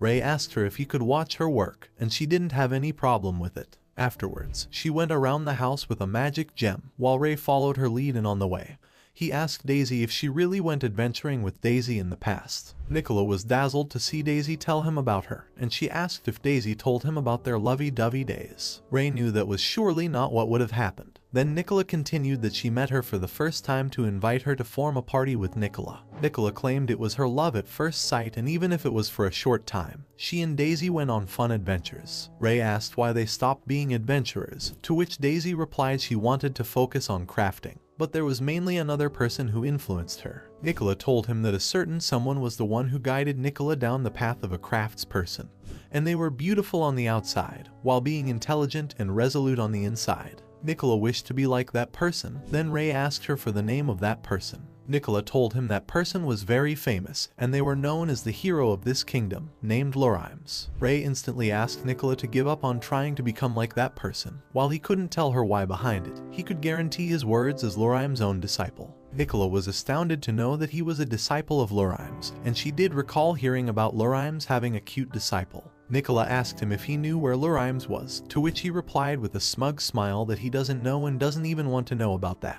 Nicola felt confused from his expression. Then she told him that she won't ever give up finding a way to meet Lorimes one more time.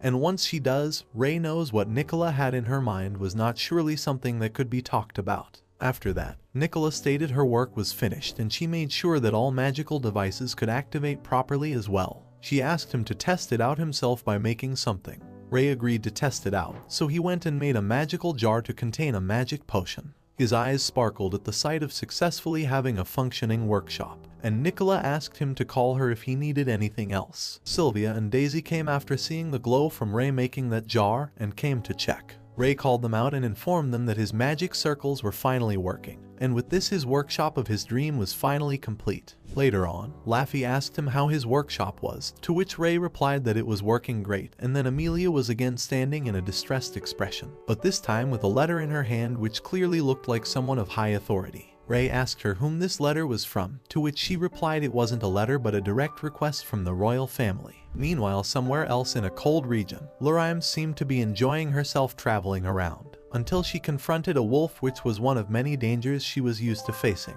So, she just sliced away the wolf in half for coming in her way, and moved ahead. Lorimes was tired and nearly out of mana, until she got a letter as well, which mentioned that her lovely disciple Ray was in the capital right now.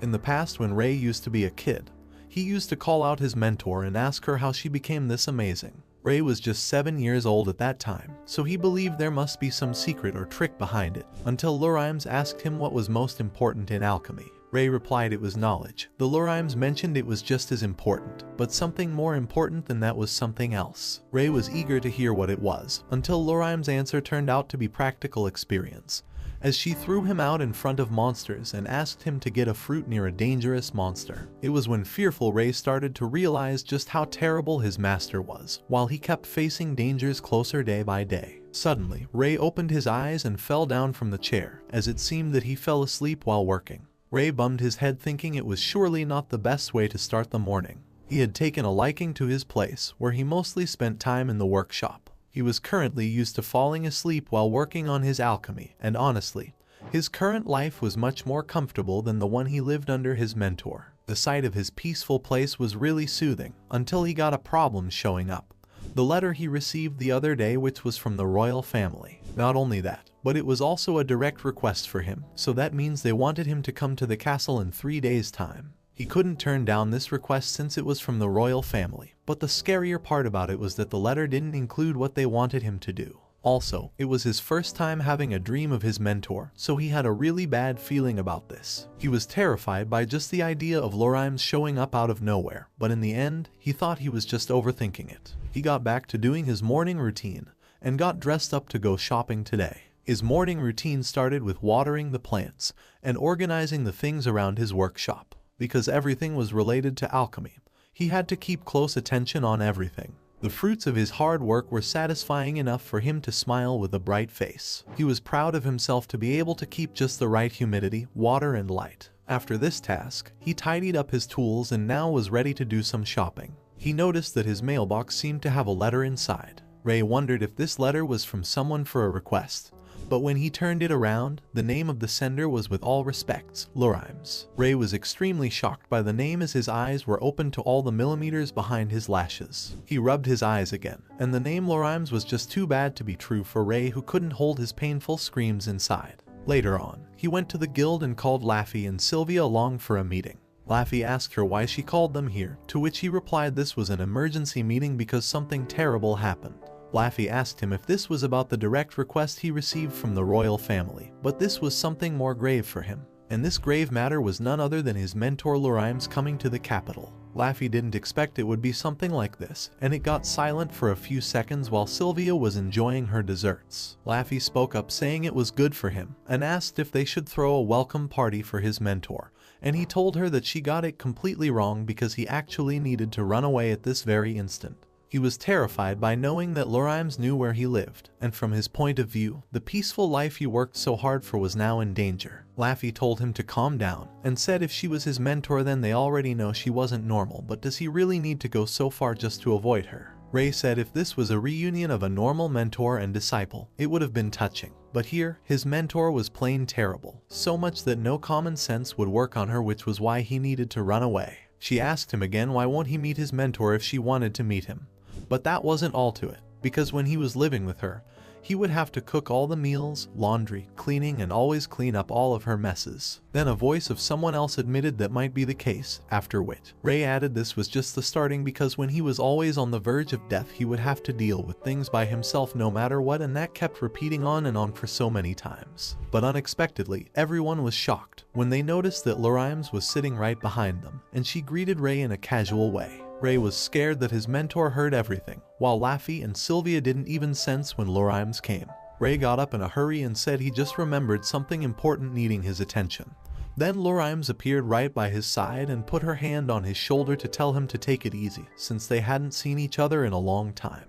Ray shuddered as he replied with an obedient answer, yes, while shuddering tightly. Then Lumine's eyes fell upon other girls. Then she mentioned not having thought that Ray would be the type to go around picking up cute girls. She teased him if both of these were his girlfriends, and he exclaimed they were just friends. He told Lumines that she was being rude to people she just met, and stated it was the reason why she was still single. Lumines took that one personally, so she reached out her hand to his face claiming that he got something on it. She offered to remove it for him, but suddenly she just flicked on his forehead, which sent him flying a few meters away and crash onto the next table. She called him sloppy, but the reason for it was herself, but Lumines just played it dumb, asking what he would do without her around. Whereas Laffy and Sylvia were surprised to see the abnormal power behind this lady's one finger. Laffy asked Ray who this lady was, then Lumines introduced herself to them as Ray's mentor Lumines. Laffy stated she had heard about her from Ray and introduced Sylvia to her as well. Then Ray gritted his teeth as he got up and asked Lumines what she was doing in the capital. Lumines replied there was something to do with one of her acquaintances, who called her out here for it. Then Lumines put her hand in between her chest and took out a letter she got from the royal family. Ray was shocked to see his abnormal mentor Lumines had human acquaintances. Then she called him mean while replying that she had a bit of history with the royal family, although she didn't like the nickname Fallen Hero they gave her. It was when Sylvia suddenly remembered that this nickname was quite famous, and while Lumines kept teasing Ray, Sylvia slammed her hand on the table and got up to ask if she was really the Lumine who fought off a board of giant dragons attacking the royal capital and helped rebuild the city afterwards. Lumines was surprised to see a youngster knew about her, which was pretty obvious for Sylvia, since Lumines was famous for being the strongest mage out there. Ray asked Laffy if his mentor really did something so troublesome for her out of laziness, to which Laffy agreed it was indeed true. But after Lumines helped with the reconstruction, she demanded a pretty outrageous compensation afterwards. Ray wondered what it could be, because his mentor wasn't really all that interested in things like money. Laffy informed him that the demand was actually to be allowed to drink for free anywhere in the royal capital. And later on, she drank every single one of them dry, which went on straight for 3 days and even delayed the reconstruction celebrations. Ray could definitely imagine the damage since it was his troublesome mentor after all. Whereas, Lumines and Sylvia were talking about how Ray saved Sylvia's life. Ray was feeling shy from that. As Lumines smirked at him, then when he asked what it was, she gave a funny huff saying nothing. Then he told Lumines that he got the same request as well, and asked if she was going to accept hers. Lumines stated it would depend on what it would be. Until then she wanted to remain careful since the letter didn't say anything more than come. Ray found it suspicious since they hid details even from his mentor. Then Lumines suddenly asked Sylvia if she wanted to learn some magic from her. Sylvia agreed to her desperately, whereas Ray didn't want Sylvia to end up like himself. So, he desperately did not want her to follow Lumines. But he couldn't tell something like that when Sylvia was smiling so brightly. He stood silent, and gave it a thought that if Sylvia was an S-ranked adventurer, she should be fine even if she was thrown into a dragon's nest. And since she seemed pretty willing also, he figured he should let her do as she pleased, while he should get back to home. Everyone got up and Laffy said Sylvia, and she had a request to get after this, and when Ray asked Lumines what she would do, she replied that since she didn't have anything to do right now, she would just follow Ray. Ray knew he wouldn't get a say no matter what, and just like that, they went to his home. Lumines saw Ray's workplace, and it was really good looking as well. Then Daisy greeted Ray and asked him who this lady was. He replied it was his mentor, and Lumines introduced herself to her as well. Daisy knew she heard this name and asked Lumines if she was the fallen hero. Lumines agreed with that, while Daisy kept staring at her. Lumines looked at Ray after being started by Daisy. Then Ray asked Daisy if they had enough time. Daisy told him they need to get started right now, and informed him that she received a rare ingredient today, which would take more time than usual to process. Ray wondered what that rare ingredient could be. Then Daisy asked Lumines if she was there for something. Lumines said she was just hanging around, and volunteered to help out Daisy. Daisy said she was free to help since more hands were always good. They went to her ingredient place, and there she took out the ingredient kept there. It turned out to be a kern, which was a plant found in the southern tropics, and had heat-preserving and antibacterial properties. Ray and Lumines knew about it, and Lumines mentioned that kern wasn't sold in this kingdom. Other than that, snacks made from it were really good. Daisy told her that they were planning to use it for medicine, not herbs. Lumines asked her if what she had here on the table was all she needed help with, and upon Daisy's agreement, Lumines decided to get started with it. Daisy wasn't sure how it would go, until Lumines used her magic to control all the kern on the table and first turned it into liquid form. Lumines stated kern surely had heat-preserving and antibacterial properties, but even the tiniest mistake in its processing could give it a unique stink which would make it unsellable. It was fortunate that Lumines was really good at controlling it with magic, so she just played around with the golden liquid of kern for a bit, whereas Daisy was shocked to see Lumines was using magic to do the alchemy. Not only that, but Lumines did it all in just a few seconds, after which, Lumines mentioned these kern were best kept in magic bottles, but she couldn't see any here to keep them. So, Lumines asked Ray if he had any, but Ray was still in the process of making them. Seeing that they didn't have any magic bottle to keep it, Lumines said she would make her own magic bottle, and then within a snap, few bottles appeared around them. Lumines stored the potion made from kern in those bottles, and asked Daisy how it was. Daisy was still shocked since what she just saw was even next level than Ray, because this time,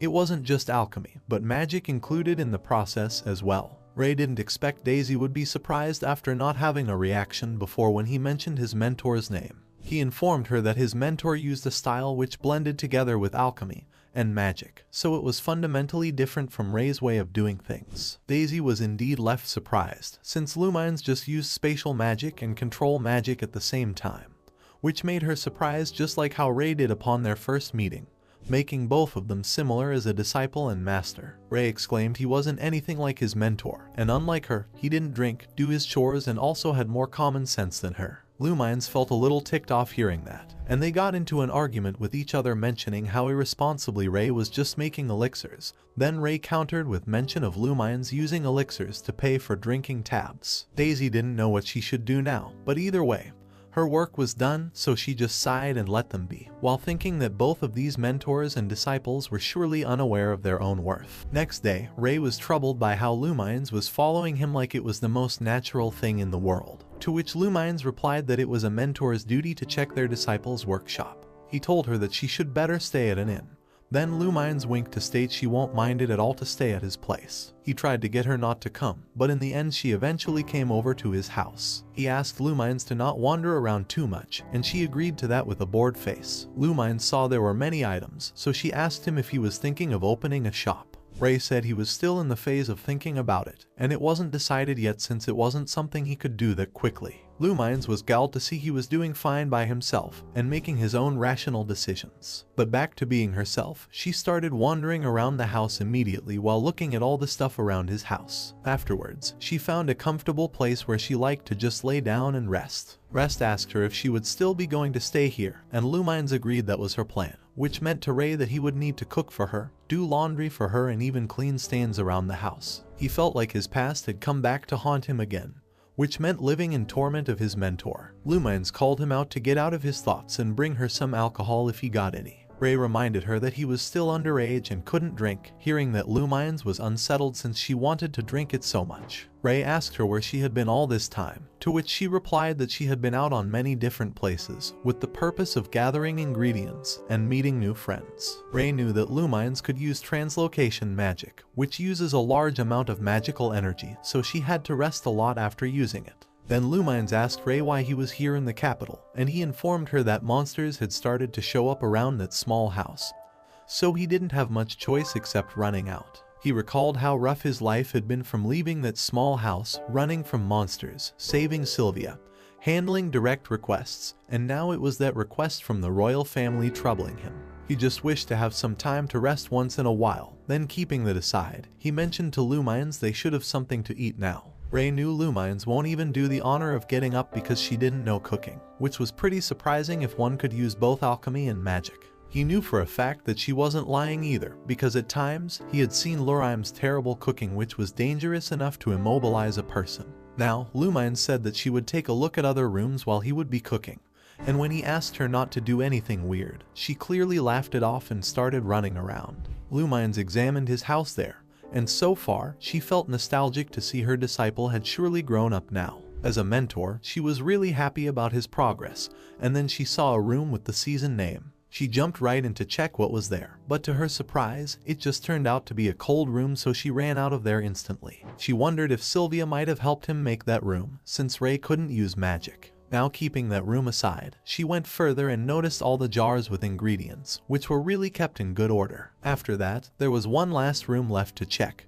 and she wondered what kind of room it would be. She entered the room with excitement and saw that it was just a dim and little moist but empty room. Then Lumines sensed something ahead in the darkness of the room with her magic, which got her thinking that there was a thief in her disciple's workshop. But soon, when she noticed what these were, Lumines started screaming, which got Ray to hurry up to where she was. He asked her what was wrong, and Lumines called him out as she cried that there were lots of bugs in that room. Ray recalled that his mentor was not good with bugs, but the bugs he kept in this room were really useful, which were able to produce unique threads which could withstand even magic imbued on them. He figured it could be used to make things like shoes and bags. Then he got an idea. He asked Lumines if she could help him out with something after the dinner, and Lumines agreed to this little request from her disciple. They went to eat the dinner first, and it had been so long since Lumines ate his delicious cooking. She couldn't help but keep talking even while eating food. Then he asked her to be careful, after which he told Lumines that the thing he wanted help with was to make a magical device. Lumines wondered what could it be which even Ray couldn't make. Then Ray told her it was because this item required magic, so he couldn't make it by himself. Lumines was glad to be of use and proudly stood her stand to show off one of those master lines to disciple. Her face was sparkling with happiness, but he couldn't let her use her full magic power because if that happened, then the whole capital would be wiped away by tomorrow. He wondered how Laffy used to feel now that he got to see someone with no self-awareness. Then Lumines asked Ray what they would be making exactly, to which he replied it was a bag, one that uses spatial magic to fit all sorts of things inside it. Lumines asked him what she would be doing now, to which he replied that she just needed to apply spatial magic. He figured it should be fine if anything goes wrong, since Lumines was here, and having her meant having like 100 people. This time, Ray decided to use a different method to make that bag, for which he used the threads from the spiders. Even though these threads couldn't be compared to mithril, they were nearly impossible to break with bare hands, and one thread was strong enough to support the weight of even a grown man. Ray brought the bag to her with the magic circle he made on it. Lumines placed her hand on the circle and began using her spatial magic while Ray hoped it to go well. It was only a matter of a few seconds though, and Lumines got finished with the process. He was surprised that they were done already and asked his mentor if it worked. Ray decided to try putting the last honey pie inside the bag. After that, the honey pie went inside the bag just fine, and then he put his hands inside to take it out as well. Ray was amazed it really worked out, and Lumines was proud of herself. He thanked her for the help, hearing that she was really happy because Ray used to be angry with her each time she did anything. Then Ray ate the honey pie to see if the taste had changed, and it was just fine, whereas Lumines was really hoping to have that pie. Lumines shouted desperately that she wanted him to take her out to drink as a thanks for helping him out. Ray declined again because he was still a minor. Then she told him he could just drink juice while she drank. Ray figured it might be fine. Then Lumines jumped in happiness, saying he just made her a promise now. Ray couldn't help but let her be like this since she did help him out. After that, all three of them went to a plain area where Lumines was about to teach Sylvia, and apparently, Sylvia asked her to teach spatial magic. Ray was here because he thought he should be there to look after Sylvia because after all, it was his mentor who was going to teach her. But looking at how happy she was, he thought his worries were for nothing. Laffy came and told him that Sylvia wasn't that weak, and the fact that she was being personally tutored by the hero who saved the city, it was a shame that she couldn't learn something from her due to being a swordsman. Ray told her it would be bad if she were to get hurt, but they should let her train for now. Suddenly, Lumines asked Sylvia if she wanted to learn translocation magic, and Sylvia seemed to not know about it. So, Lumines explained to her that translocation magic was a very high difficulty magic which was considered 5OE a top class among spatial magics. Lumines had hopes that Sylvia might definitely be able to do it since she was talented. Laffy could see the worrisome part Ray had when she saw that Lumines decided translocation on a whim. Ray agreed, but he said that sometimes Lumines could be trustworthy, while most of the time, untrustworthy the same. Lumines mentioned she would now demonstrate the translocation magic to Sylvia, after which she concentrated and covered the spatial magic around her and disappeared to some meters away. Sylvia was amazed by that spell, while Lumines showed it like it was easy. She told Sylvia to get a feel of it by holding her hands, and soon she could feel the flow of magic. After that, Lumines took a look at Ray, who knew something was coming, and said to Sylvia they should try what she learned right away. Sylvia was confused what she meant by that, but Lumines snapped her fingers and Sylvia vanished from their eyes. Ray noticed something above, and when he took a good look, it was Sylvia falling from the sky. He quickly caught her on his lap and asked if she was okay. Sylvia replied she was fine, but Ray knew it was dangerous, so he shouted at Lumines for doing that on purpose. Lumines played dumb about it, but he warned her that later that night he would make sure to put a bug under pillow. Lumines quickly apologized and said she would do anything but don't want the bug nearby her. Now progressing back to teaching her, Lumines asked Sylvia if she grasped some feeling from that translocation on her. She admitted it was quite hard to catch, but she felt it.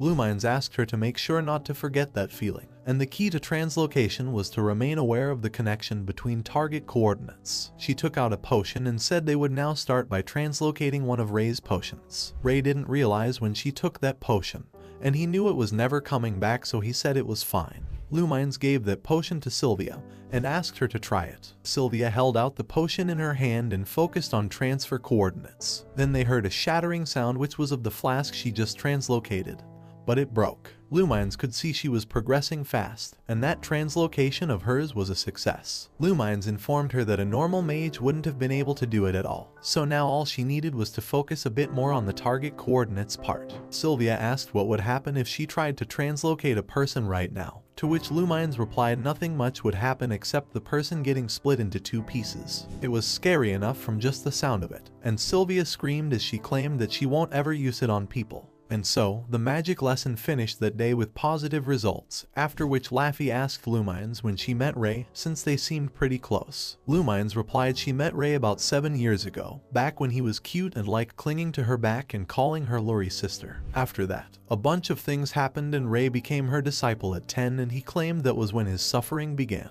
Laffy stated it was amazing how those two met like it was a fated encounter. Laffy mentioned that she was actually acquainted with Ray's parents, and she didn't expect them to give birth to a child so suitable for alchemy as Ray. Sylvia asked what she meant by that, and Ray added that his parents were actually adventurers who were strong enough to keep up with his mentor. But as their child, Ray didn't have any fighting ability, and since he didn't inherit any ounce of their talent for fighting, and instead he had a talent for alchemy. So, that was why Lumines took him under her wing. Ray said he would have never become her disciple if he knew what kind of person she was at that time. Sylvia was happy when she got to meet Lurimes, and Ray told her it was only before that she still didn't know what kind of person Lurimes was. After that, Lurimes went and whispered something to Sylvia and Laffy, after which the two of them smirked at him. Laffy teased them that it was so kind of him, while he wondered just what Lumines told them. Lumines said she just told them about how he had a cute side to him, despite being cold with words. Sylvia looked at them with a smile, while she recalled that Lumines whispered earlier that Ray sends her a present every year on her birthday. And despite how he acts, he was really sweet. Laffy and Sylvia kept teasing him without saying anything about it until they were together. And later that night, Ray's workshop was completely messed up, and while checking how the hell this could have happened, the suspect was right there in the room, which was none other than his mentor Lumines with a bottle of drink in her hand. Lumines was completely drunk, while Ray was all rumbled from his expression to the depression. Lumines told him to not keep that expression, otherwise he would scare away the girls, and Ray could understand after seeing a bottle of alcohol that it was not the right choice he made earlier. Some hours ago, Lumines was asking him repeatedly for one bottle, but he declined because there was no way he would buy it. He still wasn't ready to get it for her even if Laffy said it was fine. Then Lumines got up behind him muttering 3 magical words: magic, bag, help, after which Ray knew what she was trying to say, so he agreed now that she brought out the promise to blackmail him. But he offered to get her only one bottle in their dinner, which made her thank him for the deed. Ray didn't want to hear that from her. However, earlier he had a bad feeling about letting his mentor drink, but keeping that worry for later, he glanced at Sylvia and said sorry to her in advance. Sylvia was confused a little from that, but later on, he invited them for dinner and assured them they could take it easy until he would be done. Lumines cheerfully said okay, while he continued chopping the vegetables. Ray was working hard in the kitchen, and that was when he heard a loud sound and came to check what happened. It was Lurimes, who was apparently going around messing things while being drunk, and that was how the situation in the present came to occur. Ray asked Laffy what exactly happened, to which Laffy replied that Lurimes started using her magic all of a sudden, without even opening the bottle. Ray looked at the bottle and he could guess pretty easily that Lumines must have used her translocation magic to drink alcohol straight from inside the bottle. Not only that, but Lumines was also using water magic to refill the bottle, and this truly deceived the other two,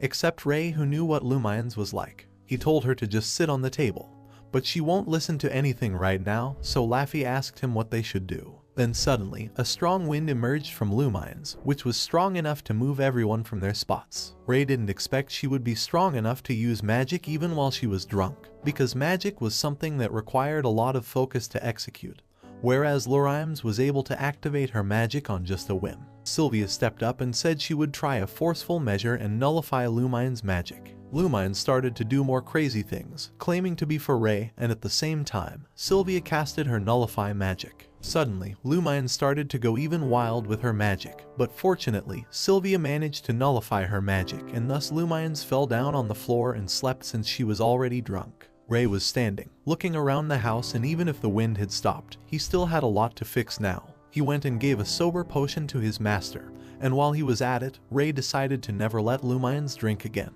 Meanwhile, Lumines was sleeping just like a baby, so Laffy told him that she would take care of cleaning while he could go and take care of Lurimes. Ray was grateful for her help, and then he noticed that one of his jars went unscathed from the last attack. So, first he throwed Lurimes on her sleeping place and got started with something he wished to test out before. Ray took some sasogi and rin fruit and used them to make something, which won't take much time. It was something related to his mentor creating so much trouble for Laffy and Sylvia. He hoped this would make for a good apology, so he put those rin fruits in a utensil and started a process called agitate on those fruits. The process started to liquidize those fruits and the mixture of everything, and when he looked it was proving to be good. He put in sasogi to this liquid when purifying and filtering it with his alchemy. It was his time making something other than a potion, and he managed to finish it smoothly. He achieved the results he was hoping for, after which he went back to Laffy and Sylvia, who were in the middle of the cleaning process. Sylvia increased the speed of cleaning with her magic, and then Ray came to express his token of appreciation, and also apology for before. He asked them to accept what he prepared. Then they asked him what this thing was for. He stated it would be faster to show them, so Ray put them in front of the table and the bottles started glowing brightly, which were really pretty enough that one could keep watching them. Ray was glad to see they liked it, as he explained that Rin fruit shine with different colors when liquefied, and the sasogi he put in was to release light when it's dark. It was a beautiful lamp bottle made with alchemy, and Sylvia Laffey thanked him for the bottle. He stated it was just his way of saying sorry for all the trouble, and then he asked them what they should do about the dinner they were going to have. Laffey reminded him that he still had the direct request for tomorrow, so it would be good for them to leave since he would have to prepare for it as well. Meanwhile, at the mansion of one of the great noble families, the Linford family, they were the descendants of illustrious herbalists that participated in a war more than 100 years ago. They were known to have exceptional magic talent and various achievements on the battlefield. Since then, the Linford family has produced many talented herbalists every generation. Right now, their eldest son of the Lord was Seth Linford, who was standing distressed while looking out the window. He sighed, and it made his sister Alicia mad because she believed that sighing makes one lose happiness through their mouths. Seth wondered where her logic came from, but his face was gloomy enough to answer the rest. Alicia came and made him smile forcibly through her fingers. She told him again that he looked really good when smiling, and Seth was thankful for having someone positive like her. She asked her brother Seth what he was thinking about, to which he replied that the problems were something she could guess. Alicia mentioned if this was related to the matter their father spoke about before, related to the royal family, and his silence answered her question. Alicia stated she wanted Seth to succeed the family, but his happiness was more important to her. Seth said he wasn't opposed to succeeding the family, but the problem was their younger brother Orda. She knew that Orda had greater abilities than Seth both as a herbalist and a mage, which was why Orda believed that he was more fitting candidate to succeed the family. However, if that happened, it would also become a territory war which could lead to various troubles for everyone, because Orda had a terrible personality. Alicia reminded him that their father was on his side, and he wanted Seth to be the successor as well. Seth replied that would happen only if everything goes well in this royal family invitation. He mentioned that depending on how this event would go, the very status of their noble family might be overruled. Alicia knew that would be bad, and many things right now were depending upon this royal family's direct order. It chose two people from Linford family to accomplish the order, which were Seth and Orda. Seth stated he would do his best, even if Orda could prove greater in abilities. He wished he could have been more capable. Then Alicia shouted again to remind him she was there to root for him. In the meantime, Seth stated he would try coming up with something till then. Alicia hoped nothing bad would happen, and he wondered again about some negative thoughts. Alicia shouted at him again as well for thinking down.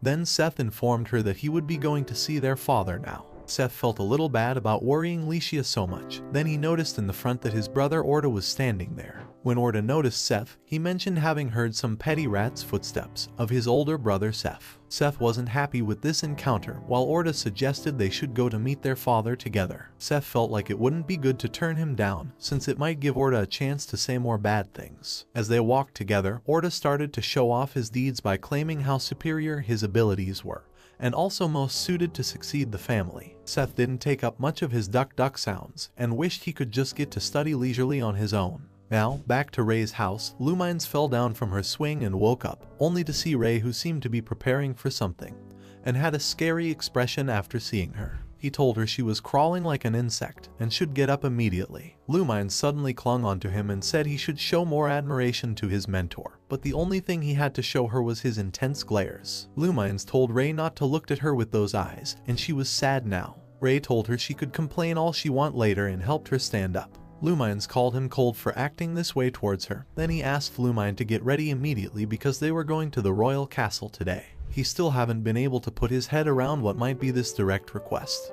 But either way, he had to make sure not to give a bad impression there. Lumines asked him to not be in so much hurry since the castle wasn't going anywhere else. Then he smiled at her before a loud scolding to remind Lumines how she made them late again for the place. Lumines quickly said she would get ready, while thinking that Ray was acting more naggy towards her now. She wished he would act like he did when he was younger, as she wanted to be pampered by her disciple like before. Lumines used her magic to get ready in an instant, and now they were all ready to go. Lumines asked where her breakfast was, to which he reminded that they don't have any time for that, and either way she won't be getting breakfast today. He told her that it was only herself to blame for not getting breakfast by sleeping so late. Lumines complained in a loud voice as they headed out for the royal family's castle.